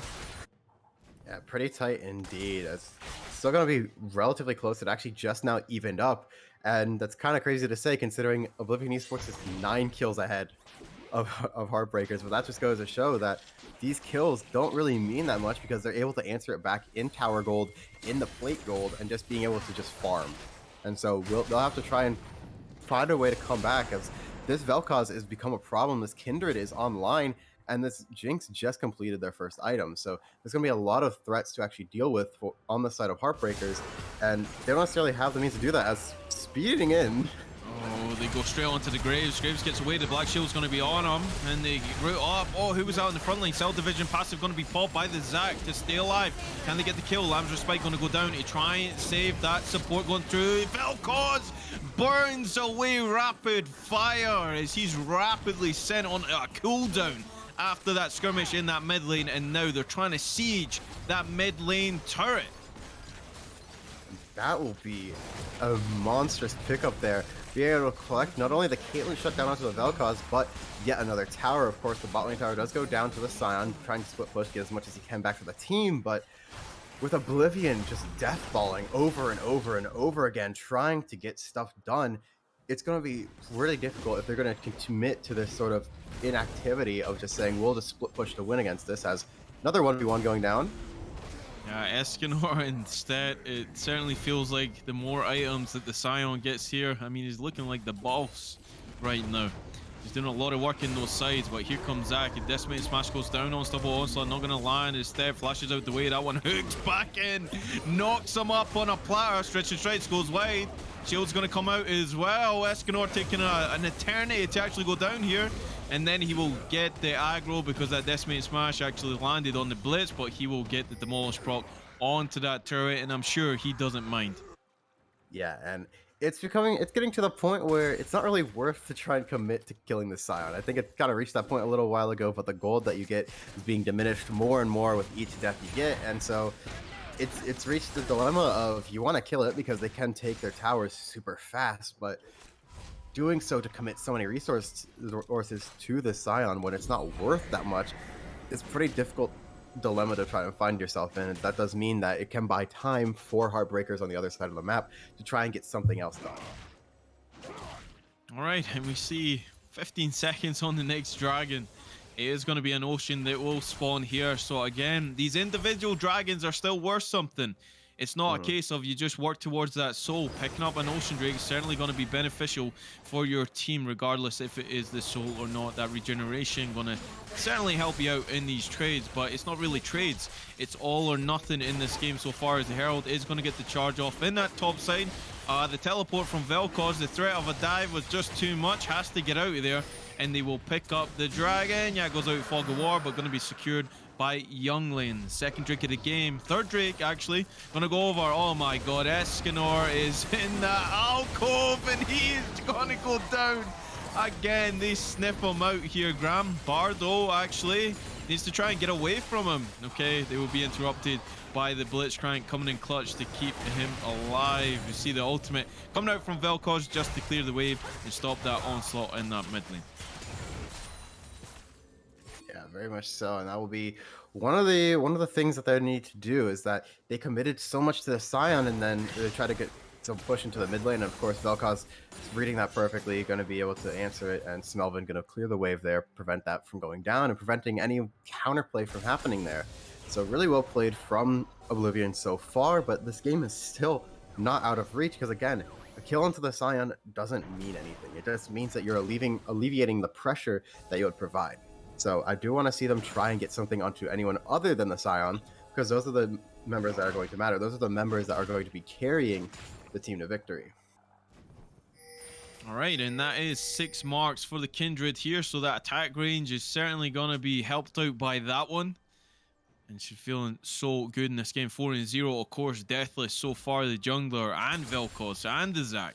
That Cell Division has only been popped once, so you still need to try and get through that Zac once or twice in order to secure the kill on him, and that is a benefit of their engage here, Graham, is they can go all in and they still have the fallback of the Kindred. Absolutely, and Baron's up. Of course, Scion in the bot side of the map does mean that they're going to want to start something up to force an answer out of Heartbreakers here, but with the Blitzcrank backing, it does mean that this is going to be a little bit iffy, as they will start with the Baron regardless. They do have Kindred, Vel'Koz, and Jinx. This will go down quite fast, and we'll see if they can actually find a response for it. But cast your eyes to that ball lane right now. Scion is onto the inhibitor turret. They know this is going down. Youngling tags up Orianna with the Zab. The Chompers go out already. His calculated luck. He's going to walk in as well. Youngling gets a bit damaged back, and they're forced off the Baron as unstoppable onslaught comes through from the Scion, who had to expel the teleport to negate that Baron take. And the Blitzcrank is now in the vicinity too. He's going to get the pick straight on to being Guzzler. The Orianna just getting absolutely knocked around like a flipping pinata. And gets taken down again in this game. 3rd death of the game for the mid laner. Very unfortunate, but that Roman Blitzcrank, he just comes and gets paid every single time. Good recognition from Oblivion Esports. They saw the Scion teleport coming in. They saw that, yes, we could finish it, but if the Scion ulti's in, then we get knocked up. It's going to be a very massive loss for us. So, of course, they decided to back off, play it slow, and then the clutch hook coming up from Stet there, making sure they're able to pick up the Orianna hook on the back, Orianna kill on the back end of that, and making sure that that time that they invested wasn't for naught. And that does mean that, of course, this gold difference isn't growing for Oblivion Esports in the slightest. It's still only remaining at about 1k, and that's kind of the problem that you see with a lot of these roaming strats, is that, yeah, you'll get a gold advantage, but how do you extend it afterwards? Because as the game goes later on, it favors these objective plays more and more instead of trying to get these individual kills. And so I haven't seen them be able to transition a lot of these kills into actual objectives yet, and maybe this Orianna will actually be one, but if they show bot lane, then that is a go signal for the rest of Heartbreakers to actually go to top lane. Oh god, the flash is available, but that's a Zac gonna go on top of you. Shockwave goes on to the Kindred, just her, and her alone gets rooted off by that. Mega Death Rocket goes wide, but not needed. Is the Kindred gonna secure the kill again? 4th death of the game for being Guzzler. In this one, they're gonna start up the Baron because they know the majority of the team of Oblivion are on the bot side of the map here, so will they be able to secure it? They don't do this very fast here, Graham. No, they don't. It's going to be actually a lot of poke coming out from the Vel'Koz. So much damage onto the Morgana. Oh, Riley, so close. Black Shield will negate anything further. The wraparound, Bardo, Elastic Slingshot, is it going to be on the money? Because the Morgana is certainly looking juicy for this one. He's going to go in. He's not going to knock up anybody. Stasis is going to be popped by the Morgana. Cell Division still alive for the Zac if he needs it, but Blitzcrank is going to pick up the kill, and the Morgana teleport is going to come in. That's going to be the Orianna trying to join the fray, join the fight, turn this around. Bardo going to get that pop. There's the Cell Division passive we were just talking about. Escanor going to get melted on that front line. Lamb's Respite going to go down and negate anything that can come out of the Scion on the passive, but the ace in the hole is not even going to go through because the shutdown goes over to the Scion. He resets his gold worth. In this one, that might have been a mistake. Instead, gets a knock up onto the Graves, and he will be the cherry on the cake, the icing that they needed, and ultimately they walk away. I think it was 2 for 2 in that whole skirmish, so both teams just duking it out here, and the gold lead didn't even move. Yeah, it actually has shrunk since we last checked, and that was actually a 3 for 2. I believe they were able to get the Morgana kill, but she was able to respawn thanks to the low level, meaning that you don't really get too much time in the gray screen. But it's a little bit iffy now because they want to rotate down for this objective. It has the Kindred mark on it, but the tempo you get from the death here, because they're behind on XP, does mean that they're able to get first rotation to this dragon, and Kindred will be very late. But of course, Graves spawning just now does mean that, of course, won't have the jungler either side. That grey screen you were talking about, Morgana is back on it there. Oh my god, the Rocket's doing so much work for the Jinx here. They will secure this. This is going to be sole point right here. Yeah, Soul Point and a Kindred mark going over, so that does mean that there will be a total of 9 marks on this Kindred so far. Not quite at the 3rd breakpoint, but did reach that 2nd one, and 1 more is all they need. As hopefully they'll be trying to convert something on this Baron. You can see all of them on the top side of the map. It is a bit iffy. The only thing that they got was the Morgana, and that's the only kill down for 5 seconds. It will be a little bit hard to actually secure this, but they're going to go for it anyway. Okay, they are going to start up the Baron. They do this pretty fast now. 6,000 on the Baron. Decisions have to be made. Calculate luck is here. He does have the quick draw to go across the wall, as well as the flash. How good is he? Smokescreen going to go down. Full combination going to be stolen. Calculated luck. Calculates, and he is successful in that Baron steal, as the rest of the team is looking at collapse. On to Heartbreakers, make them pay for that one. The Morgana certainly going to be on the receiving end. Meg Death Rocket goes wide, but going to get picked up regardless by the Vel'Koz. 7 kills to the good with a fully stacked Dark Seal. And we see Sion on an island of his own in that bot lane. Yeah, that's absolutely huge. They have the burst from the Orianna ulti and the Graves ulti, killing the Kindred before the smite range even comes into play. No Rem's respite was available and they couldn't actually get it. That does mean that the Baron will go over to the side of Headhunters. They'll get the gold lead back, and that does mean that Sion can push pretty freely on the bot side, of course expending the ultimate to get out of that situation. But wonderful play from Heartbreakers there, and it will mean that this becomes extremely difficult for Oblivion Esports to find a way back, because they were riding on the fact that they were playing scrappy. They had a slight gold advantage and they were riding off that the entire time, but now that that has gone away and that's in the favor of Heartbreakers, it becomes so difficult for Oblivion Esports to actually try and find the things that they used to find. But we'll have to see how they play it out from here.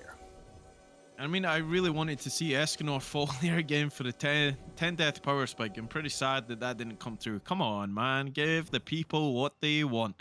But he has Titanic Hydra completed now as well, Graham. He is looking to just continue that split push as much as he can. Like you already reiterated, that he did opt for that hull breaker as well. So completely looking to negate any team fight and just try and get these objectives down as quick as he can. Yeah, so we'll be reaching a bit of a stasis in this game here, as there's no objective up for quite some time, and the closest one is 2.5 minutes away, but TP coming in. Stretching strikes lands on 2. Ultimate going to go down as well from Bard, though. I believe, no, it actually wasn't. It was just the stretching strikes going to be secured. Riley, oh, he's in the vicinity of that Blitzcrank again. The ultimate goes through from Vel'Koz. Will it be enough? A lot of ultimates to try and kill this Morgana. Will it matter? No, it won't. Bardo is going to reach that with the elastic slingshot out of the Fog of War, and Vel'Koz will get another kill to the good. Are we going to see that Medrise? Because that Dark Seal, it's been stacked for a while now. Yeah, that's going to be a huge buy if they go for the Medrise there. Of course, 8-0 on this Vel'Koz, has not died yet this game and is outputting such an insane amount of damage here. And it does mean that the gold lead is slowly shrinking back into the favor of Oblivion Esports. The Baron that they have achieved hasn't done anything for them. They haven't been able to get any towers down. They haven't been able to get anything. And that does mean that the Baron is just free stats to say we're going to tunnel and try and play around that and just scale up. But do you even win that? Because there's a Jinx on the other side, excuse me. There's a Vel'Koz, there's a Kindred. It's going to be super hard for them to play out, and they haven't used this Baron to the effects that they need. And Banshees was actually complete for the Orianna too. I think Bean Guzzler has had enough of dying in this game, trying to negate that as much as they can. And of course, the Zhonya's is also another option that they can opt for here, but want to see another collapse on the Escanor. Okay, the flash in front of the unstoppable onslaught from the Kindred is going to slow up Escanor for just a second. He is a beefy boy though, so he will get reinforcements. The teleport comes in. How good was the bait? Was it the bait of the century? Smoke screen goes down onto the Kindred. Lamb's Respite is still available. Will they press it? Ace in the hole going to go down. No ultimate comes out from the Kindred, even just to waste time there. So they collapse and they get the pick. Yeah, that will be Kindred down for 40 seconds. It won't be up for the dragon, or will be spawning as it spawns, but that does mean that because they committed so much time and effort into that top kill, Jinx is able to shred down 2 towers mid lane. They're going to try and collapse on this, but I don't know if they have enough people for this. Teleport coming in though. I mean, Graves is alone here, but now the teleport comes in. That's not a healthy Scion coming into this fight. Collateral damage already down. Stretch and Shred's going to be negated by the Black Shield. The Morgana goes down, but the Scion will fall here, so that's a shutdown actually. Going over to the Jinx as Riley goes into stasis to try and deny the inevitability that he's also going to fall. Double kill just handed over to Youngling just like that. And they didn't have enough people to respond. They tried to collapse, they tried to pincer off of that engage, but lo and behold, there's nothing there. They had the Graves after the Jinx flashes out. That's it. You can't get anything more. The Scion coming in at half health means that any engage you try for is going to be meaningless, as Inhibitor will fall to Youngling. So much damage coming out of the crits there, and looks like they'll just retreat back, get the Ocean Soul, and this game became so much more difficult, because even though the gold lead is still not insurmountable, Ocean Soul accounts for so much healing, and without any grievous wounds on the side of Heartbreakers, it's going to be super hard for them to actually deal with a lot of Graves, don't tankiness. walk up there. They see you. They know you're there. How good is the blind hook, though? Okay, they will see him now. Is he patting down? Guesses. Oh, he actually quick draws over the wall into the Goon Squad. That you hate to see it. That was a bit unlucky, but again, you cannot be face checking when you just see that there's going to be a dragon spawning. You know they're in the vicinity, so you cannot just quick draw over like that, and it will be punished accordingly. And that does mean that with the Ocean Soul available, they will be able to just push down this bot tower. Of course, Scion is going to be pushing on the top side. We'll try to get something back in return, but I mean, with the death ball of Oblivion Esports kind of resorting back into this, it will be difficult. Blitzcrank does back, try to deal with the Scion a little bit, but whatever reprieve that provides, don't imagine it'll be amount to anything. The Ocean Soul is going to prove such a factor here. It means that they can just continually just disengage from these sieges and not be punished for it. They can wait it out, they can regen, and it forces Heartbreakers to actually go back, try and heal up in the fountain. As we've seen numerous times, they really pick off the Morgana every single time. And that Zac has been, honestly, Bardo has been on point with these stretch and strikes. As soon as he sees that Black Shield go onto an individual, it's not the Morgana falls. 7 deaths in this game, almost close to the Scion, who's at that 10 death power spike, so we might see some plays coming out of him as he's chased out of that top side from the Kindred, who now, I believe, let's have a look at the stacks on Headhunt here, because I believe this is the best Kindred game we've seen so far. Yeah, 10 stacks going to be on that Kindred. That attack range increased even further here, Graham.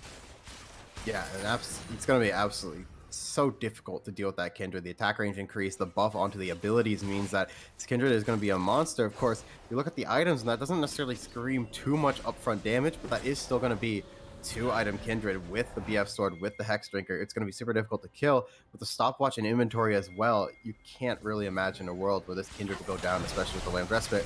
They're just going to start it up 2-man, double ADC doing it, as Vel'Koz is sitting in the bot side with teleport, of course, so no pressure there, as it's just going to get melted. I mean, double ADC, Blitzcrank, it's gone.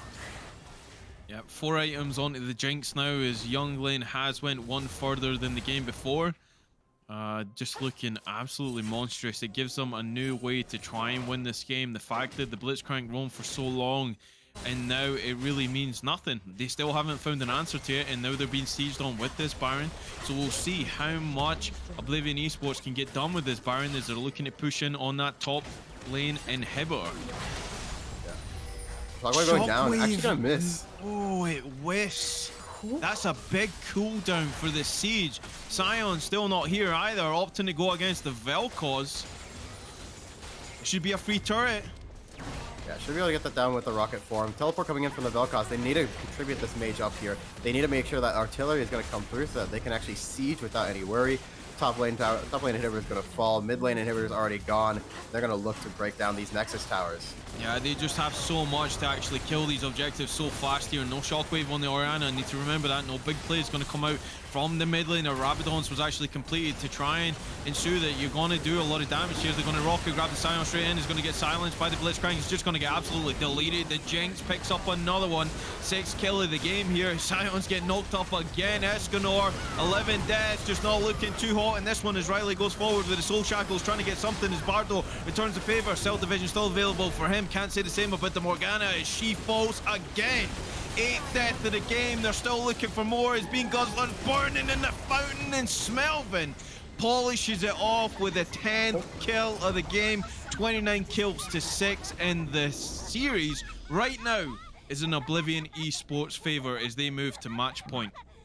And I mean, what an incredible game, and what an incredible display for the past 2 games. Actually, I did mention in the previous one that this it happens to be changing. You swapped from this slow, long range scaling style with the Jinx's Zir, and you have a front line and shields to match.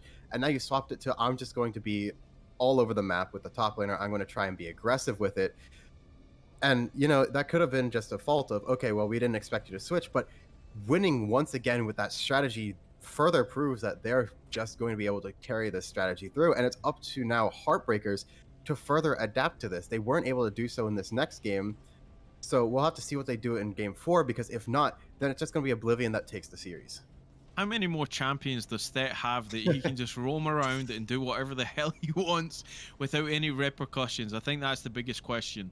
And do you ban it? Find an answer to it. They've yet to find an answer to it. And it has to be said, because of the way that they played that game, the Orianna, significantly, the effect that this champion can have was reduced monstrously, because they opted to go for the Scion and the split push, and that was really your only delivery system for that shockwave. So Bean Guzzler was on an island in those team fights trying to find the shockwave just by placement of the ball, and unfortunately it just wasn't successful in that, Graham. Yeah, no, it's going to be super difficult for them to try and find ways back into this. But as you mentioned, what other champions does Stet have that he can play this type of style on, that he's going to be comfortable with? Because it just adds so much more complexity to the draft. What are you looking for in terms of your sort of top laner? Are you going to run the Blitzcrank? You can run the Singed back again if you so desire. You can run so many different options here. And it's going to be so difficult to even account for all of them, because then, if you ban one out, we'll just take the other and we'll just run back what we just did. And if you ban out both, then you're missing out on so many crucial elements from the side of Oblivion that you're just letting through draft. And it's going to be super difficult for you to actually try and find a way in. So I really want to see how Heartbreakers come back from this in game 4. So with that being said, we will find out what Heartbreakers have to offer, because it's all or nothing now. There can only be one winner, and Oblivion Esports, they move to match point, guys. It's pretty big, the way that they're actually dictating the way that these games are going. The last 2 games been absolutely puzzling to me and to Graham. We're completely bamboozled, but we hope to continue the bamboozlement as we go into a break. But when we come back, we will come back for the 4th game of the series and potential game-winning series for Oblivion Esports. So stick around, find out if Heartbreakers can do it. I certainly hope so. So we'll see you right on the back of this break. Back to the Risen recap. Today we're looking towards Risen Unstoppable, and the stream started off with a bang. Quicksand asleep. It's the first game of Unstoppable Risen Premade. Come on, get up. But I gotta say, he was smooth once he rolled into it. And our first series was Big Bongo Boys playing up against Clarity Black. For the first 20 minutes of the game, it was a bit of fighting in the top lane, but not much happened besides that. Oh, but the engage coming out from Sejuani, but it's traded back, and Maokai actually regenerated a lot more health than I would expected there. For Boxer Squirrel, just really those kind of impacts making a huge difference in the gold. Yeah, and I don't know whether I want to call them Triple B, BBB, or Big Bongo Boys, because they're not all same solos. Then there was a mega turnaround fight for the Big Bongo Boys after they made a big dragon attempt, but then they got challenged again for the dragon attempt, which Big Bongo Boys won the fight towards. On this side, and there's a 3v3 on the other side, but I can't punch to it, and I can't cut to it. But Boxer Squirrel in the midst of it all, unable to get too much out, but finds the Q before his last dies, and Chicken Fried Rice to escape with good depth does not unfortunately have the W enough up to heal him. And they comes back in the circuit, but finds one. Can she find 2? No, she gets shut down, and the exchange of lives is so insane. Can Maokai find the damage to Treble back? And he does, but unfortunately, it is the ace on the side of CLB that allows them to get this dragon. Much later in the game, Big Bongo Boys chased Akali down in the bot lane, meaning that Clarity Black had so much freedom to take that first Baron, and from that Baron, they spiraled away from a teamfight and took the victory. The higher ranked Clarity Black, and honestly, still performing extremely well. Oh, and she can't get out simply, tries to ulti over the wall, but that's crucial. 4 members sent down. This is the freest Baron I've seen, and it's incredibly hard to siege anything. As we're talking about that, the dragon does in fact spawn. This will be a very important fight. Dragon Soul on the line. Let's see. This is so easy, and the onslaught of shadows into all of the members. We talk about Wombo on one side, we talk about Wombo on the other side, but the whole time is not correctly pinned on enough members to make it worth it and to make it so they can make this comeback. And unfortunately, at the end, CLB take the lead, and they look to take the game. And then as we rolled into game 2, Maokai was picked again. Welcome to the League of Legends Champion Spotlight, featuring Maokai, the Twisted Treant. Maokai is a support tank hybrid. That's why he's the GOAT! The GOAT! Bold move. Overall, Normally Darius is only reserved for those counter picks, and it looks like they're just going to respond with Maokai. And the team was entirely green, so they kind of had the aesthetic advantage for the Big Bongo boys. For the first 22 minutes, I kind of got distracted watching the LCS. 100 Thieves did win, to a big surprise of all the casters. And then we moved back into the game, where Baron and Soulpoint were both hit here by CLB. Towards this dragon, we do have good death running up from base. Let's see if we can get here in time.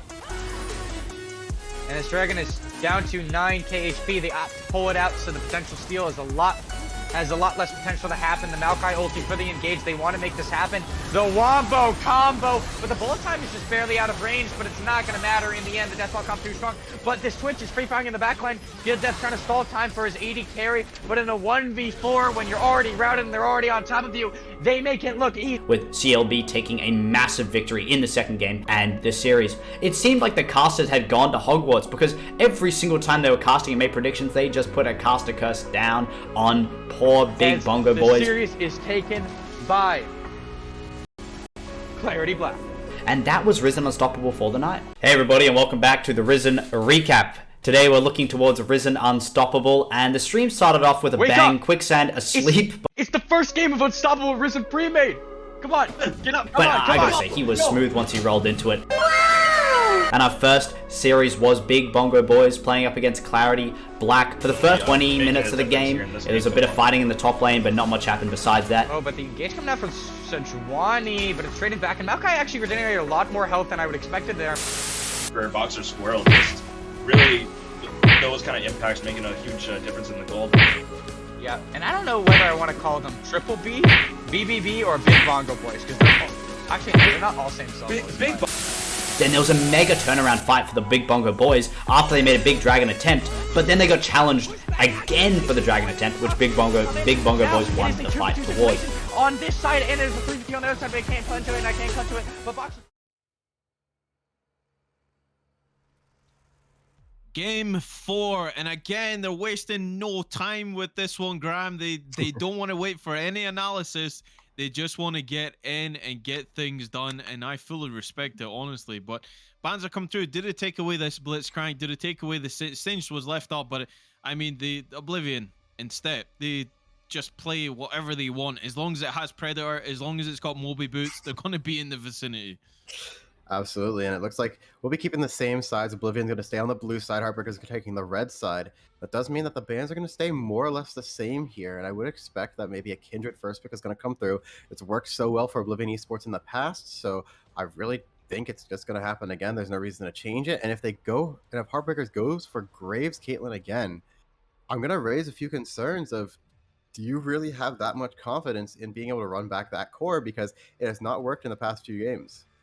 Well, something has to change, right? I mean, running the same thing over and over again, I think is the definition of insanity. So you can't do that. You have to change it up. You have to give yourself a different win condition other than these carry junglers or even just the AD carry in general, putting so much emphasis on that.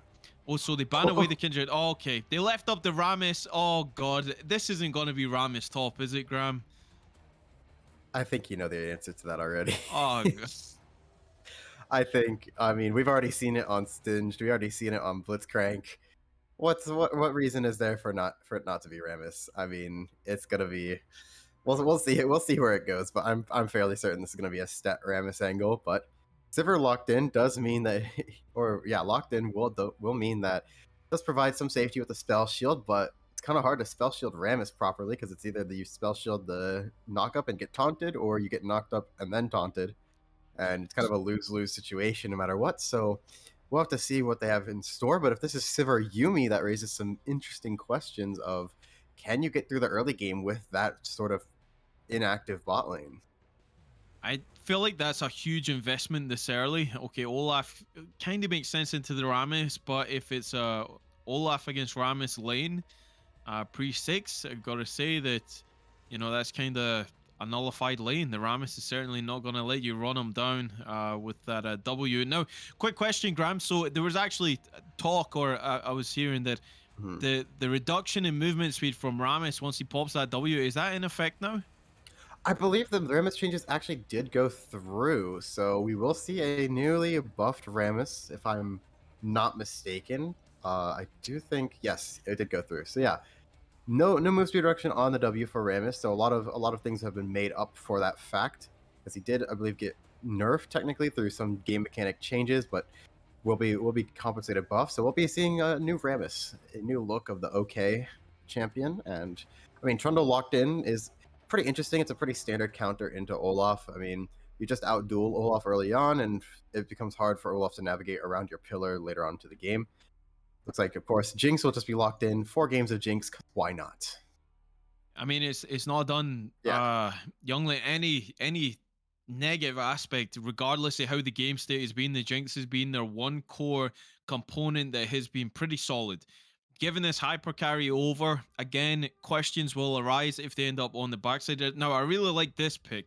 I like the Shen in the sense that you can get that additional help onto your carry if it's needed. I like the Olaf, and they might be looking for a split pushing scenario here. Now, that Shen can be flexed into the support role, or it can go to the top, which if we think it is, then it's probably going to be Shen against Rammus in the top lane with an Olaf jungle. But I mean, they're throwing it up there.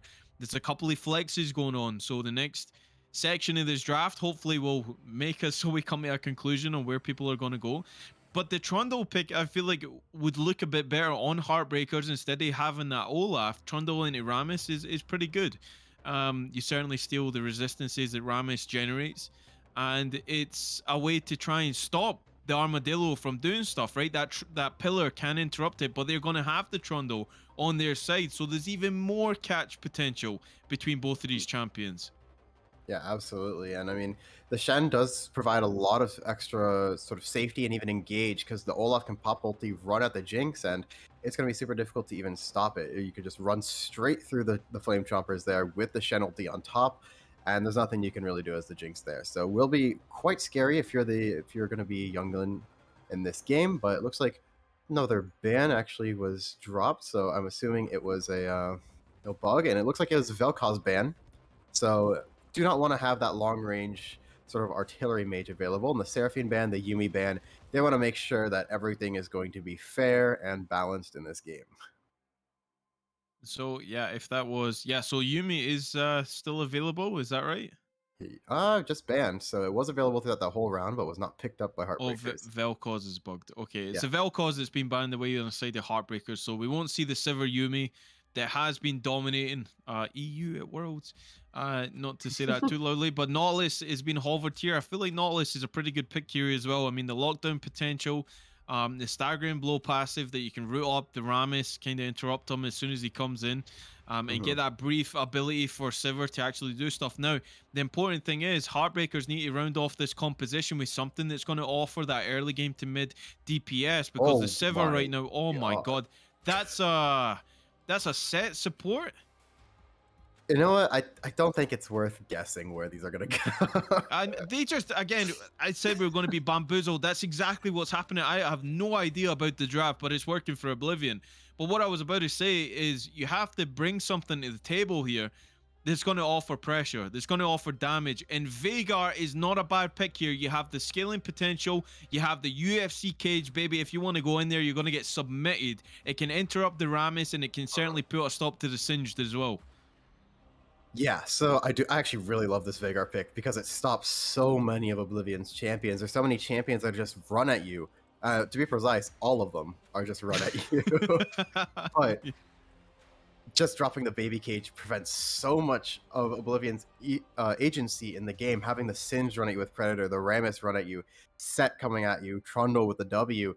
It's so easy to just stop them by dropping an E and saying, no, you're not playing the game on my watch. So hopefully we'll see Heartbreakers actually be able to pull this out with that Veigar pick because I think it's such a strong pick here, but I've yet to see Heartbreakers actually find a way to match the game plan of Oblivion Esports, and that kind of is the problem here because yes, you can pick champions that will help you, but if you're not going to change your game plan and you're not going to change how you actually play, then you're still going to meet the same problems over and over again because they're just going to run around the map, they're going to ignore the Veigar, and they're just going to try to play in different lanes. So I really want to see Heartbreakers actually play around Oblivion Esports and just try and skirmish them early on, because if you don't, they will just take leads, they will just get ahead, and it'll be so difficult to try and deal with them once they have that tempo, once they have that pressure available to them. Now, providing this is the Rammus that's going top, right? Which it very well might be. It might be. I think it's going to be set support. It's going to be Singed in the mid lane, and then it's going to be Rammus top with the Trundle that's running around in that jungle. Play safe in the early game. By God, just play safe. Don't let the Rammus run around and dictate and get the dives off. They have the tools to withstand that onslaught that they can provide. Like you've already touched on, that Veigar negates pretty much everything that they've got to throw at them. The Shen gives additional safety. The Sivir with the built-in shield. The Olaf that can pop Ragnarok and just go to town on the backside of the fight. If it's required, is certainly there as well. And the slow coming through from the Undertow is they've got all the tools. So Heartbreakers casting it back to game one, where they picked for that team composition and where they were trying to be organized and try and push that narrative of, okay, if you're going to fight us, we're going to have the tools and we're going to lay it out so that you can't even get to the backline. And with this setup, I really like their chances here, Graham. There's a potential for a game 5 here. There very much is, and I'm kind of excited for it itself, but we're gonna have to see how this plays out, because as we said, there is so much on the side of Oblivion Esports that can just cause so much chaos. Rammus running in, Singed, you have Trundle set. It's so much happening on Oblivion's side that it's really going to be hard for Heartbreakers to try and keep track of it. And if it does end up being that Oblivion are able to just make so much chaos that you can't be there all at once, and Heartbreakers just kind of gets out-rotated based on the sheer insanity of what they're trying to accomplish, then I can definitely see Oblivion Esports actually taking this game. So here's that thing. So you think if you're Veigar, you just max the E and call it good? Yeah, I think you might. I think that might be a little bit too much, but you're definitely maxing that second. I mean, you might want to put a few points into it early on, just get that cooldown a little bit lower, so that it's a little bit more up in terms of your actual damage, and probably getting some lucidity boots to make sure that cooldown is going to be super low. But other than that, I think you want to make sure that that Veigar baby cage is up at all times so that you can deny a lot of the things. Of course, there is some unstoppable stuff. There is the Rammus ulti, there is Set ulti. There's some ways to get around it, but overall, I mean, being able to zone out with such a powerful stun ability like the Veigar cage can lead to a lot of favorable fights and favorable positions for Heartbreakers to play from. So I would really love to talk about the individual lanes, but when have we ever seen that in the last 2 games? When have we seen the 1v1 potential or the 2v2 potential in the boss lane? We haven't. It's always been that overload coming from the top. And do you know what? In this one, it might favor Escanor a little bit better, I feel like, because, you know, regardless who you go up against, you still have the taunt, you still have the shield to negate any auto attacks that come through, providing that you are against a champion that wants to auto attack you. And I really like this Shen. I mean, Shen is one of those picks that I think, you know, if you're looking for that overload, certainly provides that, can give you that front to back, can give you that peel depending on where you want to work that taunt. The flash taunt as well is another mechanically inclined thing that you can do with this champion. So really, I want to pull your attention before we cut to a break and get into this, Graham, is the Trundle against Olaf. What do we say to calculate luck in this one to get ahead of the Trundle? I think it's just you want to go for a lot of early skirmishes, because typically speaking, what happens is that Trundle will walk in, you'll have lethal tempo up, Olaf will probably be running something like a Conqueror, and then you just run in, you W, you E, and then you just Q and steal the AD, and then you can just win the fight just through sheer attack speed. And it usually is pretty brutal for the Olaf. It's super hard for them to actually play the game like that. And so I want to see them try and facilitate that sort of skirmishing style. And of course, with the way that Oblivion Esports has been playing in the 2 wins, I don't doubt that they're going to try and find something in the early game. Okay, well, we will see how this one pans out, guys. This is sure to be a clutcher because it either evens up the series or we're congratulating Oblivion Esports and they will move on to the semis. But Heartbreakers, they got it all to do, and certainly they've picked a composition that we certainly like. So we're going to cut to a small break, but when we come back, it will be game 4 of a possible 5 in this quarterfinal between Oblivion Esports and Heartbreakers. Don't go anywhere. To the Risen recap. Today we're looking towards Risen Unstoppable, and the stream started off with a bang. Quicksand asleep. It's the first game of Unstoppable Risen Premade. Come on, get up. But I gotta say, he was smooth once he rolled into it. And our first series was Big Bongo Boys playing up against Clarity Black. For the first 20 minutes of the game, it was a bit of fighting in the top lane, but not much happened besides that. Oh, but the engage coming out from Sejuani, but it's trading back, and Maokai actually regenerated a lot more health than I would expected there. For Boxer Squirrel, just really those kind of impacts making a huge difference in the gold. Yeah, and I don't know whether I want to call them Triple B, BBB, or Big Bongo Boys, because they're not all same solos. Then there was a mega turnaround fight for the Big Bongo Boys after they made a big dragon attempt, but then they got challenged again for the dragon attempt, which Big Bongo Boys won the fight towards. On this side, and there's a 3v2 on the other side, but I can't punch to it, and I can't cut to it. But Boxer Squirrel in the midst of it all, unable to get too much out, but finds the Q before his last dies, and Chicken Fried Rice 200 teeth with good depth does not unfortunately have the W enough up to heal him. And they call comes back in the circuit, flip finds one. Can she find two? No, she gets shut down, and the exchange of lives is so insane. Can Maokai find the damage to Treble back? And he does, but unfortunately, it is the ace on the side of CLB that allows them to get this dragon. Much later in the game, Big Bongo Boys chased Akali down in the bot lane, meaning that Clarity Black had so much freedom to take that first Baron, and from that Baron, they spiraled away from a teamfight and took the victory. The higher ranked Clarity Black, and honestly, still performing extremely well. Oh, and she can't get out simply, tries to ulti over the wall, but that's crucial. 4 members sent down. This is the freest Baron I've seen, and it's incredibly hard to siege anything. As we're talking about that, the dragon does in fact spawn. This will be a very important fight. Dragon Soul on the line. Let's see. This is so easy, and the onslaught of shadows into all of the members. We talk about Wombo on one side, we talk about Wombo on the other side, but the whole time is not correctly pinned on enough members to make it worth it and to make it so they can make this comeback. And unfortunately, at the end, CLB take the lead, and they look to take the game. And then as we rolled into game 2, Maokai was picked again. Welcome to the League of Legends Champion Spotlight, featuring Maokai, the Twisted Treant. Maokai is a support tank hybrid. That's why he's the GOAT! The GOAT! Bold move. Overall, Normally Darius is only reserved for those counter picks, and it looks like they're just going to respond with Maokai. And the team was entirely green, so they kind of had the aesthetic advantage for the Big Bongo Boys. For the first 22 minutes, I kind of got distracted watching the LCS. 100 Thieves did win, to a big surprise of all the casters, and then we moved back into the game, where Baron and Soulpoint were both hit here by CLB. Towards this dragon, we do have good depth running up from base. Let's see if we can get here in time. And this dragon is down to 9k HP. They opt to pull it out, so the potential steal is a lot less. Game 4 of a possible 5. It doesn't get much more closer than this. In a best of 5, this is only the quarterfinals. Still semi-finals and finals to go, of course. And Oblivion Esports, Graham, they look to have righted the wrongs. They are on their way and in full control of their own fate here. But how will they opt into this composition? Yeah, this is going to be an interesting game to say the least. We got a Rammus support. We got the Singe top lane, we got the set mid, and it looks like it might be an invade on the bot side here, so we might have teams actually meeting each other this time instead of just the ships passing the Nayas. Will be the Heartbreakers actually mobilizing into the river. Could be interesting to see what happens. They would drop the ward there, but they're just going to try and invade. They do have a ward on the top side, so they know that there isn't anyone in there, but looks like we just won't get any interaction in this early game despite both these teams being in the bot hemisphere.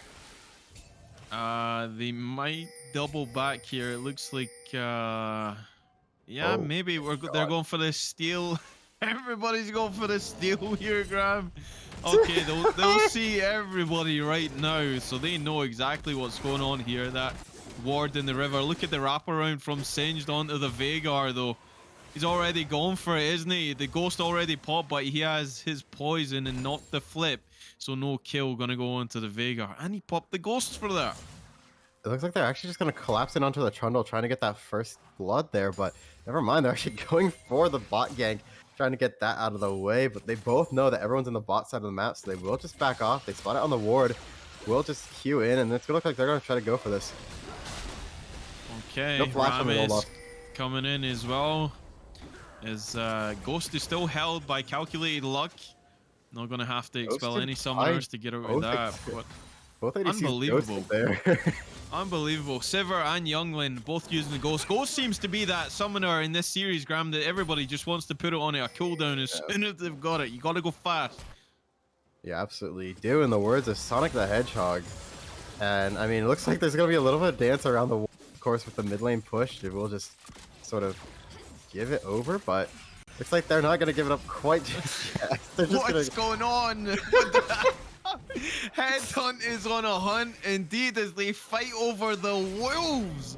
Not even a buff, the wolves. Every inch of gold being contested in this one. You see Escanor going to get the taunt through. It has to be said, if we go away from that shenanigans that's happening between Olaf and Trundle, this matchup between Singed and the Shen is an important one. And Shen certainly wants to get that blade further into the lane so that he can draw it back, get the shield off, and try and trade over with that Q from the Shen that I think it's the Twilight Assault, where you get the empowered auto attacks there, and that's really what can dictate the lane. Now the problem for Shen is here, Graham, if he lets Senge just dictate this wave the whole time, oh no, this Shen becomes stuck under that turret for the rest of the game. Very much so. Flash in though.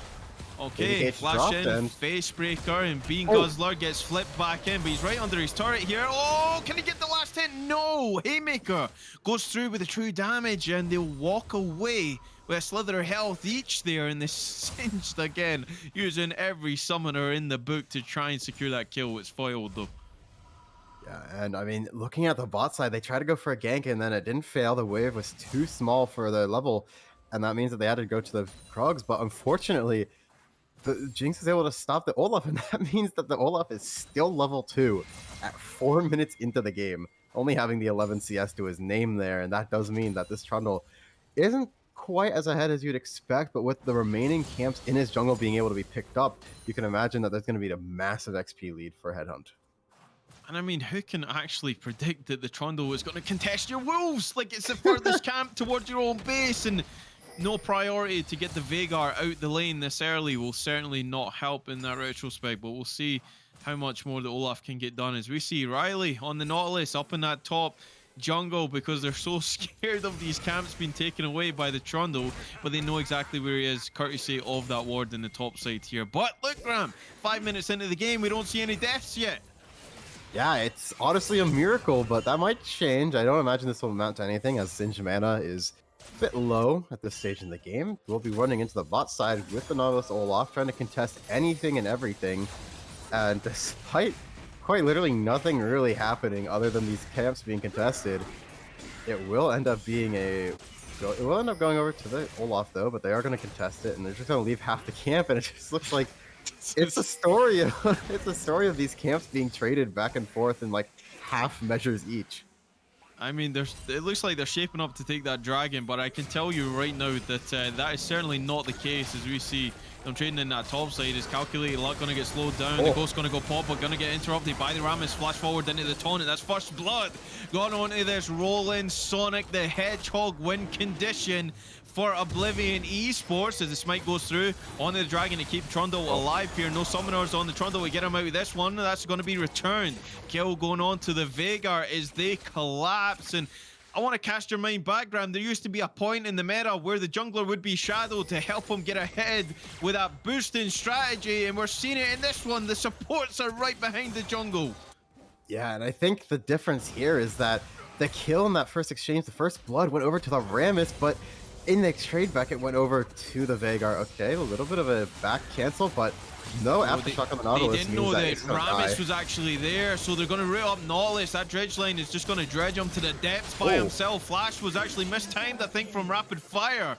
Double kill goes over to Youngling on the Jinx. How many times have we said that in this series?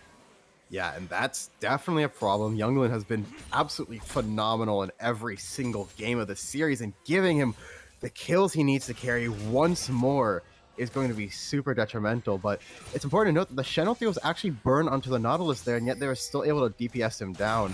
But that does mean that there's a massive cooldown going the way of Heartbreakers, and that means that there won't be one to answer something in the future for the next probably about 2 minutes, maybe minute and a half. So will be an important cooldown, and without it being used to its full effectiveness, does mean that they will be punished with 2 kills onto the Jinx. And Heartbreakers have full control of this bot side river, so rightly so, they will take the first dragon of the game, going to be the Ocean Dragon, going over to them without any contest, and it certainly seems that way, because Trundle, no pings going down, no flash on the Trundle, you can't make this play, so they're going to opt not to. But again, going straight back up to that top lane, you can see the Singe starting to proxy the wave without actually going against the Shen, and this becomes even more difficult as the game goes on, because Shen, look at the inventories here, Graham, still hasn't backed yet because he's been stuck underneath that turret. Yeah, and I mean, the Predator Swifty is coming out for the Singe. That's a Giant's Belt in tow, and that does mean that he will be on that bot side of the map, as we see there. And it does mean that the bot lane for Heartbreakers needs to be careful. He gets spotted onto the vision, and that does mean that they can play a little bit safer than they normally would have. It also means that Shen gets to push in the top lane and be just content with their state of being. All right, so 4 kills into this one. We're almost at 10 minutes. It's got to be a record. Everybody putting down that mutual respect, because this game is super important. Speaking of important, Trundle's going to take up KFC for free. No problem whatsoever with that. And really, Headhunt has been on a hunt by himself, just taking away these camps just over and over again. Yeah, I didn't know he had a coupon for it, but he did in fact get the free KFC there, but well, doesn't mean that he does actually leave a little bit, so it's only half off. But Shen, of course, gonna be meeting their demise here. Yeah, you know who's got a coupon, and it's Stet and Headhunt in that top lane, and they're going to cash that in as an Escanor death going to be taken over and put onto the Singed. The Menace is online, and they're finding it very hard in that top lane matchup. And that will just be converted directly into a Rift Herald here, 9 minutes into the game, looking to just get so much gold and snowball from this early game. A bit different than their scrappy fight of, okay, let's take these kills and let's use that gold. Instead, they're trying to get this Rift Herald. They're trying to break down some tower plates, get that gold extra, and it's because they've sort of shifted from the bot lane and now trying to just get this top lane ahead, make sure that the Singe can contest the side lane with the Shen, and even potentially the Veigar if we're thinking later on into the game. And speaking of that Veigar, we will keep track of how many stacks he has on that phenomenal Evil Power passive. Right now, he's sitting at, I believe it was 92. Yeah, he's still farming up pretty nicely. So an additional 92 ability power for that Veigar is certainly going to come in handy when they approach that mid to late game, because they are a scaling composition. The Sivir, the Veigar here, Graham, they want to make sure these carries can get through this game in the early stages relatively unscathed. Absolutely, and he does have about 2k in his inventory, so probably looking to back to get at least some extra AP other than his passive onto his build, just so that he can become a little bit more threatening than he currently is. But you know, you'll take it for now. The low mana does add up to a little bit. Rolling in though, Rammus. Powerball taunt onto the Nautilus. The flash is back up for Riley, but he's taking a lot of damage from Youngling. Remember, 2 kills onto that Jinx so early ensures that there's some damage coming out from this AD carry. You see the Noon Quiver already in the inventory, along with the Berserker's Greaves. They're going to re-engage this because Smelvin is right here. Double taunt going through, and that's going to be showstopper onto the rest of the team, and it's just a free-firing squad, but the kill goes over to Singed. And what a turnaround there. I really thought Bardo Sport was going to die there, but rolled in, got the double knock up onto it, got the taunt, and then a follow-up onto the set ultimate. Makes sure that the slow comes out, the pullback onto rapid fire there, collecting yet another kill. And while neither of those actually went over to the Jinx, it will be a pickup for the Singe as well as the set there. So sort of spreading the wealth there, making sure that everyone on the team is going to be able to feast off of it. 12 minutes into the game, as we see Stet running around inside that octagon, he's going to get away with no damage going ahead. But we're almost at a 3,500 gold lead right here for the side of Oblivion Esports. They're certainly pushing that. That's going to be first turret. Yeah, like Graham said, just like that. Going to try and dive the Veigar, gets the flip back. Stet has tank in the turret, and there the Primordial Burst is going to put the Singed on a cooldown as that failed dive. Very strange that they actually went for that.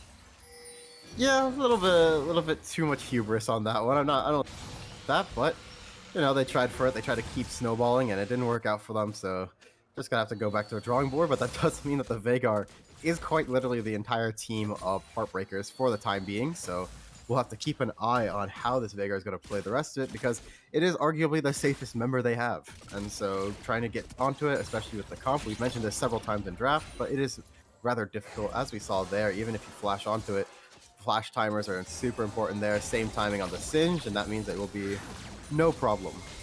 Oh, just as well that Dredgeling didn't hit, otherwise Nautilus might have been on for the third death of the game. His taunt already used defensively. Predator probably going to sit in the poison for a bit, but Smelvin is here to ensure that Shen will go down again. The flash is still available, but the taunt is still on cooldown.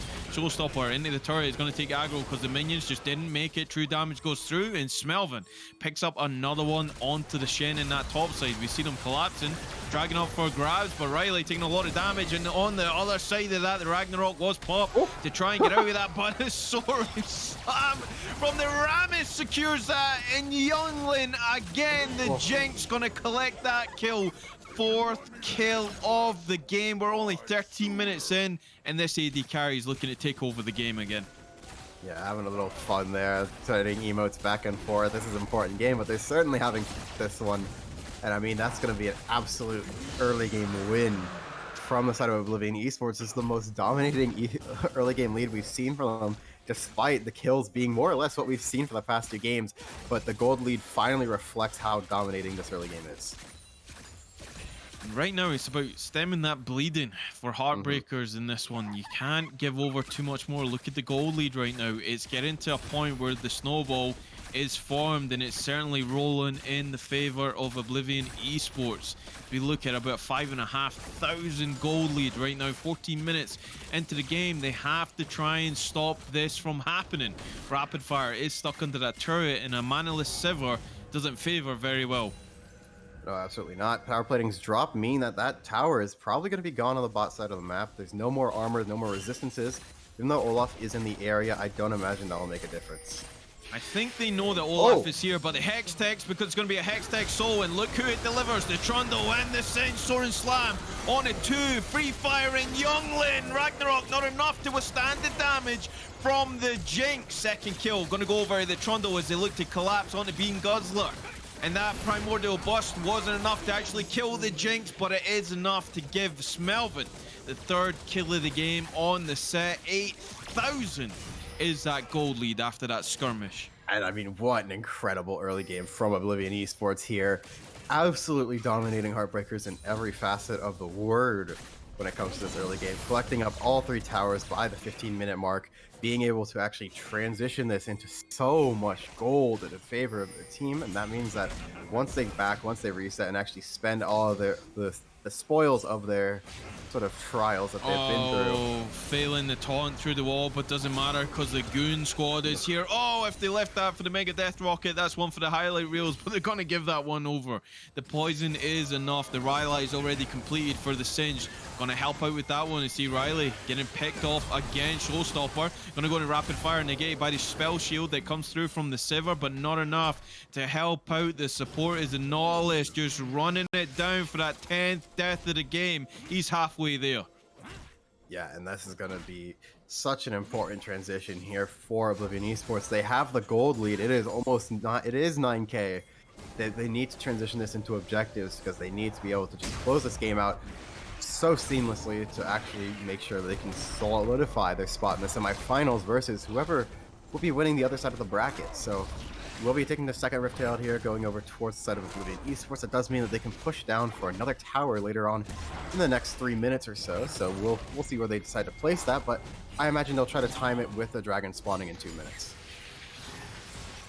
Riley, that's actually the Singe that's going to flip you right back straight into the set. Tagged up by the Zag, interrupted Dredgeline with a face breaker, and the Nautilus goes down again. Just getting caught out. These Hextech gates, they are flanking them from all angles, and there's just no respect going through. Yeah, just absolute showcase here of how dominating a gold lead can be. Just walking into the jungle, they had the numbers advantage at first on the side of Heartbreakers, but it just doesn't matter. There's too much on the side.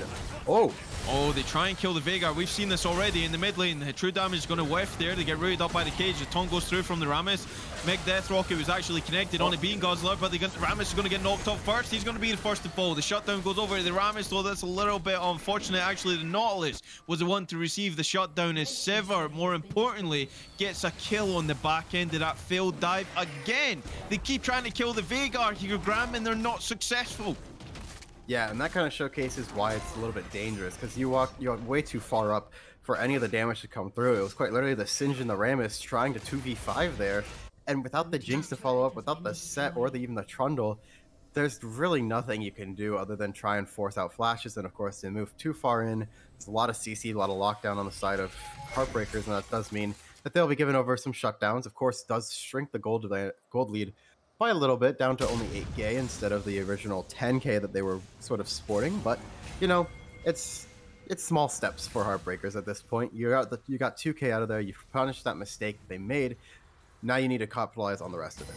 Yeah, baby steps is to really ensure. I mean, look at these Hextech gates. They're on cooldown every single time. Flash forward, going through. Everfrost's going to root up the Trundle just for a second. Here's the combination. Will it come through from the Veigar? Goes Stasis. Rest of the team collapsing on the Hunt. Actually popped by the Sivir. Here's going to collapse, but Jinx is going to pick up the kill onto the Veigar. As Bardo is just going to defensive ball curl off to the side, and again, a lot of damage going through, but Smelvin doesn't have that ability. The Haymaker doesn't come through, and yet again, another kill goes over to the Sivir.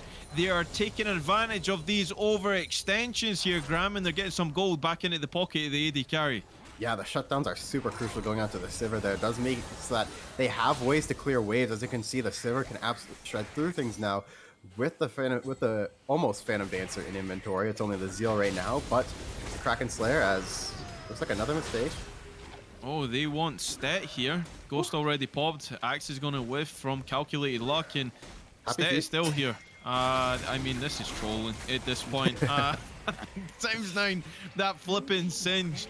He still wants more. The ultimate's about to time out as well as he roots up Riley. The threat of the collapse here is going to get stunned up. Aerofrost, everything. This should be a dead Singe. He gets punished for the BM in this game, and that's got to be some pleasantly karma going through from Heartbreakers there. And that kill, I believe, went on to the Veigar.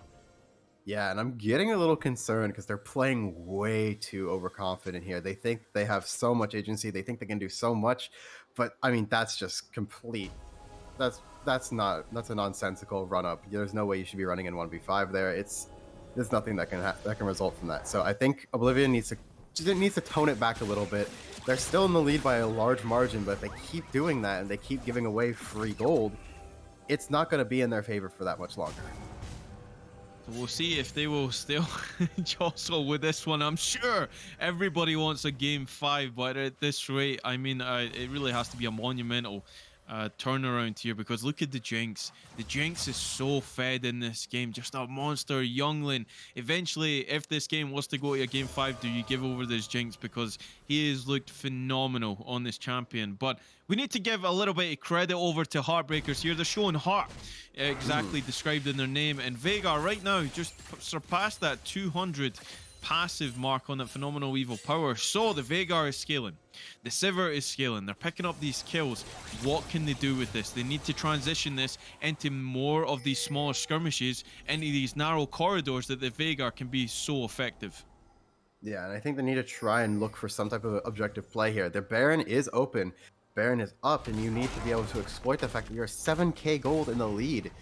And if you cannot do the Baron here, then I don't really know what to say. You have Trundle, you have Jinx, and you have plenty of zoning opportunities, and well as just being able to turn with Rammus ulti. So there's a lot of opportunities for actually making a play on the objective, but it looks like they're going to try and go for this bot tower instead.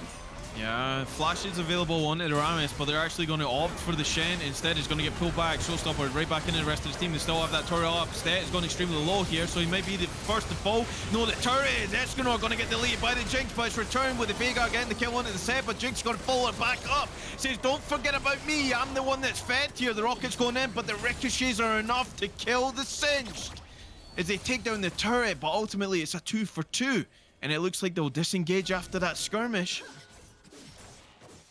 2 for 2 plus a tower there, so a little bit of an exchange, just trying to get that tower down, open up the map a little bit more and make it easier for them to rotate through the jungle. But I mean, it's super difficult to try and even get to any of these inhibitor towers because of the Sivir, because of the Veigar wave clear, and you need to be able to just contest things. So I think they need to turn onto this Baron and actually have some type of pushing potential, sometimes a siege, and that's what they're going to do right now. So Olaf takes that Hextech gate. They might suss that something might be up here, and they are moving towards this Baron that's been melted to 5,000, less than that. As Rammus goes low, they will disengage off of the Baron. That Giant Orb was enough to get them out of there. So Blue Trinket coming in clutch, and they will have to disembark the Baron take as we reach a little bit of a lull in this game, 22 minutes. But I mean, we keep commenting on this goal lead. It's 12,000 now. It's actually 12,000. Yes. No, it's not. I'm trolling here, Graham. Math, it's very hard. Quick math is 8,000. Yeah, it'll be about 8K. 8,000. Yeah. A little bit off, but that's okay. I'm not a big fan of them turning off that Baron. They saw Veigar in the bot lane. They know that there's no Veigar TP available yet. So it's a bit perplexing to me why they decided to stop it. Maybe they thought that the Sivir AoE damage is going to be too much at this point in the game, but I feel like you can just shred it so fast with the Jinx Trundle there, and you had Singed coming in on the flank that if they even tried to contest, it would be so rough. But they will back off, and it will result in no Baron for the side of Oblivion Esports. And now Hextech Dragon is spawning in 50 seconds, and it looks like that's where they're focused. That's where they're going to be focusing all their efforts to. Hold the line is the message from Heartbreaker. They have to try and let this Sivir get a level 16. The Veigar too, try and scale up as best they can. Ghost's going to be popped, so we might see a play here. Sage goes in with the flip, going to get the Nautilus. Riley doesn't have a flash. It's a Hex flash there, but look at the crit rockets coming through. Super Mech Death Rocket's going to secure the kill onto the opposing AD carry, and they're not done just yet. Soren Slam is going to go wide to the rest of the team. They are onto that inhibitor turret. The Primordial Burst is not enough just yet to even kill the Singe. They get the inhib, and it looks like they will get out. They will leave the base of the Heartbreakers, opening up the mid inhibitor there. Looks like they'll just reset onto the Baron here. They're gonna send the Trundle over to the Dragon, but it looks like they're reading this nicely. They did get spotted on the ward though, and they're actually gonna bait this back. They're just running back onto this. The double back yeah, coming they're ignoring through the vision. here. They're actually going to. They baited this so nicely. Oh, yeah, Riley, they might have just sank the ship that was sailing right here. Youngling's going to pick up one already as the Stet is just running crazy. Frozen Domain down means you're in the domain of Oblivion Esports. Don't forget it. Double kill, triple kill onto Youngling. 12-0, and they will pick up their third dragon of the game as it resets. A little bit of BM from the Dragon there, but they're in full control of their fate in this game as they look to transition to the Baron. Yeah, they'll take the Baron, they'll take this whole point, and they're going to look to take the game afterwards. What an incredible display from Oblivion Esports there. They went for the Baron, they showed on wards, and then as soon as they saw that the Heartbreakers were going to try to contest it and sneak something, anything out of the hands of Oblivion Esports, they immediately turned around, they avoided the vision, and they're able to take a fight there, and both objectives will fall into their hands. Baron secured, Soul Point secured, Jinx secured on Youngling again. The only champion he's played in this whole series. And man, I think they are regretting it here, Graham. 12-0 on the Jinx. The kill secure every time. These crit rockets hurting even more as we transition into that mid to late game right now. The Sivir and Veigar are in the shadow of this AD carry who's playing out of his mind. Yeah, and I mean, that's 4 items on the Jinx on this back. Getting the Infinity Edge right now. He had the Doms in inventory for a while. Picking up this red buff, I mean, it's going to be so difficult to try and deal with this Jinx. Like, there's no real way to actually reach that backline. You have to rely on the Olaf not being able to die that quickly, but it's a 4-item Jinx. Well, I'll tell you who doesn't have 4 items. It is Shen. He's being chased down by an armadillo and a troll, and they might eventually get him down to it. Yeah, double taunt goes through, but here comes Muhammad Ali. Smelvin gets in on the action and secures the kill. They have Baron buff. They're looking to push it in and break open that top lane right there, and they've completely sacked it. Heartbreakers says, okay, yeah, you've got the Baron, you make the push, but we're going to stay on the mid. This is very dangerous because now they can delay the backs here. Yeah, this is going to be just a massive push in. They're going to delay this super well, clear the wave there with the Singed Poison. They're just going to take the top end hit for free. They're stalling the backs here. Yeah, Soren Slam going to go in and the rest of the team, but even if you secure the kill, what are you going to give for it? Bardo goes down there. They got 3 strong in that top lane. With the Baron, it's the Vega can only do so much to withstand this. Nexus turret number 1 going to go down. Nexus turret number 2 going to go down as well. It's a macro genius coming out from Oblivion Esports as they turn this whole series around, and they're going to the semi-finals. And what a series from Oblivion Esports. They lost the game 1, and then they just said, we're going to resort to our own game plan. We're going to do what we want to do for us. And I mean, what a performance there. Just all the early game pressure, the roaming Singe, the roaming Blitzcrank top lane just provided to be too much pressure for the side of Heartbreakers to deal with. And that's what led them to this 3-1 victory and a ticket to the semifinals against whoever will be winning the other side of the bracket, which I do not believe we know that answer yet. Yeah, we will certainly be awaiting the results of the other games here to see who they are actually going to face. And of course, if I bring up my homework here, it will be SDC, or Today I Learned, in the next round for Oblivion Esports, who ultimately here, Graham, they just looked like a completely different team after that first game. I mean, that first game was pretty close, but they just turned it on and they started doing it through Stet. The unconventional, just the top lane Predator, Singed, I even forget who even ran. Blitzcrank, for God's sake. It was the Blitzcrank that was roaming around, sacking the lanes, and really they played that warrior, the mental game, that warrior nutrition, and they definitely lost in that retrospect. Yeah, no, super well played from them. A lot of the early game just became too much to handle, and sure, they didn't necessarily have too much macro outside of that, but they were able to use that and use the skirmishes that they were picking just to snowball themselves to a point where they can win comfortably. And that's sort of the key to their game plan throughout this series, and it ended up working so beautifully. Yeah, and I feel like we are going to a break. Shut up, Matt. We're going to go to a break, but when we come back, I tell you, we've got an interview in store from the winning team. I'm not going to reveal who it is, but you want to stick around for it. Back to the Risen recap. Today we're looking towards Risen Unstoppable, and the stream started off with a bang. Quicksand asleep. It's the first game of Unstoppable Risen Premade. Come on, get up. But I gotta say, he was smooth once he rolled into it. And our first series was Big Bongo Boys playing up against Clarity Black. For the first 20 minutes of the game, it was a bit of fighting in the top lane, but not much happened besides that. Oh, but the engage coming out from Sejuani, but it's trading back, and Maokai actually regenerated a lot more health than I would expected there. For Boxer Squirrel, just really those kind of impacts making a huge difference in the gold. Yeah, and I don't know whether I want to call them Triple B, BBB, or Big Bongo Boys, because they're not all same solo. Big Then there was a mega turnaround fight for the Big Bongo Boys after they made a big dragon attempt, but then they got challenged again for the dragon attempt, which Big Bongo Boys won the fight towards. On this side, and there's a 3v2 on the other side, but I can't punch to it, and I can't cut to it. But Boxer Squirrel in the midst of it all, unable to get too much out, but finds the Q before he's last. Dies, and Chicken Fried Rice 200 teeth with good depth does not unfortunately have the W enough up to heal up. And they call comes back in the circuit, flip finds one. Can she find two? No, she gets shut down, and the exchange of lives is so insane. Can Maokai find the damage to Treble back? And he does, but unfortunately, it is the ace on the side of CLB that allows them to get this dragon. Much later in the game, Big Bongo Boys chased Akali down in the bot lane, meaning that Clarity Black had so much freedom to take that first Baron, and from that Baron, they spiraled away from a teamfight and took the victory. The higher ranked Clarity Black, and honestly, still performing extremely well. Oh, and she can't get out simply, tries to ulti over the wall, but that's crucial. 4 members sent down. This is the freest Baron I've seen, and it's incredibly hard to siege anything. As we're talking about that, the dragon does in fact spawn. This will be a very important fight. Dragon Soul on the line. Let's see. This is so easy, and the onslaught of shadows into all of the members. We talk about Wombo on one side, we talk about Wombo on the other side, but the whole time is not correctly pinned on enough members to make it worth it and to make it so they can make this comeback. And unfortunately, at the end, CLB take the don't. and they look to take the game.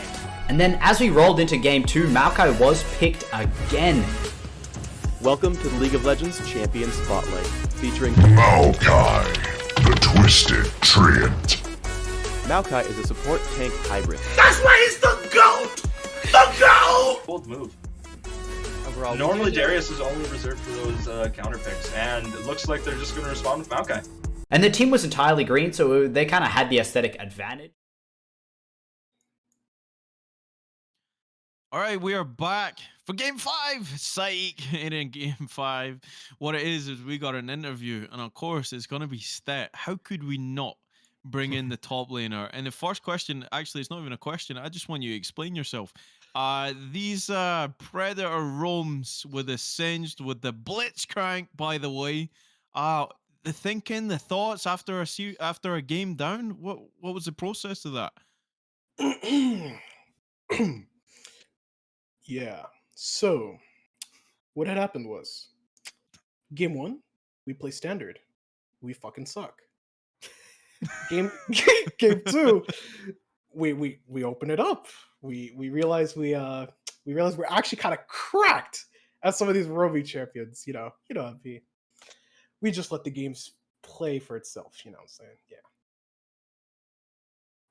Interesting thought process, but I mean, you mentioned coming out of game 1, it's like we try to play standard, but it didn't necessarily work out too well for you, so you kind of just resorted to these roaming champions. But was there sort of any other like changing that you had? Because we mentioned constantly throughout the broadcast that Younglin kept getting the jinx and was kept popping off with it, and that's partially, in fact, due to the latter half of those games you were roaming down so much to the bot lane. But I mean, was that part of your initial strategy, or was it just we want someone on this team to be ahead and we don't really care who?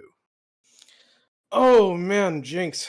Yeah, he's a one trick, you know. I mean, what can you do about him? We at corporate, we're trying to figure out like, hey, how do we deal with the Jinx situation? And yeah, we just pick him Jinx, you know, and just they have more pressing matters, I guess, like what they banned fucking Rammus, Bard. Oh, thank God they banned our Heimerdinger. Oh my God, we do not want to see yellow Heimerdinger. Yo, holy, yo, it was almost lost. But no, the Jinx was like a very consistent pick that we had, something very easy to play that we just like playing down there when we're weak side. Yeah, no, we just tried to play all real fun champions, and we just realized we're better than them. So all we gotta do is just have fun. That's just it, Graham. The answer is just be better, dude. That's the provocative. But honestly, after that game 1, because game 1 was extremely close, and then you guys kind of just ran away with it, honestly. And you mentioned that Rammus being banned away. As soon as it was left unbanned, you guys picked it. And flipping support, of all places, we're sitting here trying to predict where the champions are going, and I can tell you we didn't hit the money with one. And you know what? You said that you guys, you know, you had a lot of fun. It was evident that you guys had fun with that one. I mean, the compositions were just nutty. The drafts were kind of crazy. And you know what? To mess with the mental, that certainly is what you guys did. So just by even talking to you, is that the same energy that runs through the camp of your team? Like, do you guys have that belief that, you know what, once we play a game and even if we lose, we can learn from that and then we just take the series? Camp? Is that what I just heard? No. Don't get it wrong. We are a civilization. We are one. We are fucking first pick Rammus. We are the younglings of King Bob. You heard it here first. King Bob is alive. Yes, the minion guy. Yeah, that King Bob. He's alive. Nah, but our comms are pretty chill. We're generally just having fun. Pretty much just screaming the entire time. But yeah. Sounds like fun indeed. But just to wrap it up, because I know Worlds is going on right now, and of course it's probably going to be late for a lot of people. So how do you feel about your prospects in the semifinals moving on? I believe you're going to be against either SDC or Today I Learned. So how are you feeling going into that set after this win? Dude, I have no idea who those teams are, but Oh my dude, God. hey, that's not even BM, bro. I'm just a top laner, man. I show up, I pick Rammus, and it's a day. It's a wrap. I love it, man. I love it. The energy is just is wild, man. I love it. Do you know what, man? If you guys go on to lift it, I'm your. I mean, I was about to take off my jersey here. Underneath here, you got an Oblivion Esports jersey, baby. We're riding that one all the way to the finals. But man, good luck in your next games. You know, against those teams, I know that there's some big players on that team, and certainly when it comes to both of you, it'll be an interesting clash of the styles. And if you pull out that Predator stuff again, I don't know if anybody can answer that. Like that is just that caught me off guard. I mean, Graham, we spoke about it. We were like, I mean, the tilt nation it was going across just the whole stream was incredible. So you know what, you need to find a way to win, and you guys certainly done that. So congratulations on the win, sir. Thanks for coming in and talking to us. We appreciate the interview. Do you have any lasting thoughts to throw out there? Anything to say to anybody listening and potentially from the opposing teams that you'll meet in the future bracket? Guys, please do not ban Rammus. We actually suck. That champion just happens to be fucking OP. Please do not ban Rammus. Please. Also ban Heimerdinger. He actually sucks at Heimerdinger. Please. Thank you for your hospitality. You know, corporate wants me back anyways, you know. Okay, sir. Have yourself a good night. Congratulations to you and the rest of the team. Oblivion Esports will be moving on from this one, and they will be in the semi-finals. Stay tuned, not to the stream, because we're done for tonight. I tell you what, me and Graham have put in a shift tonight. Matt will be expecting that paycheck anytime soon, my friend. But you know what? I hope that everybody enjoyed it as much as we did. We got 4 games and a best of 5. It doesn't get much better than that. So it's going to be a good night from me. Graham, any last thoughts to the people out there still watching? Yeah, good night. Let's watch some Worlds, because DRX versus Gen G, it's gonna be a banger. Yeah, Worlds, baby. Everybody tune into Worlds. Let's raid Worlds and get recognition. Okay, good night, everybody. This has been your Sunday Risen. We will see you in the next one.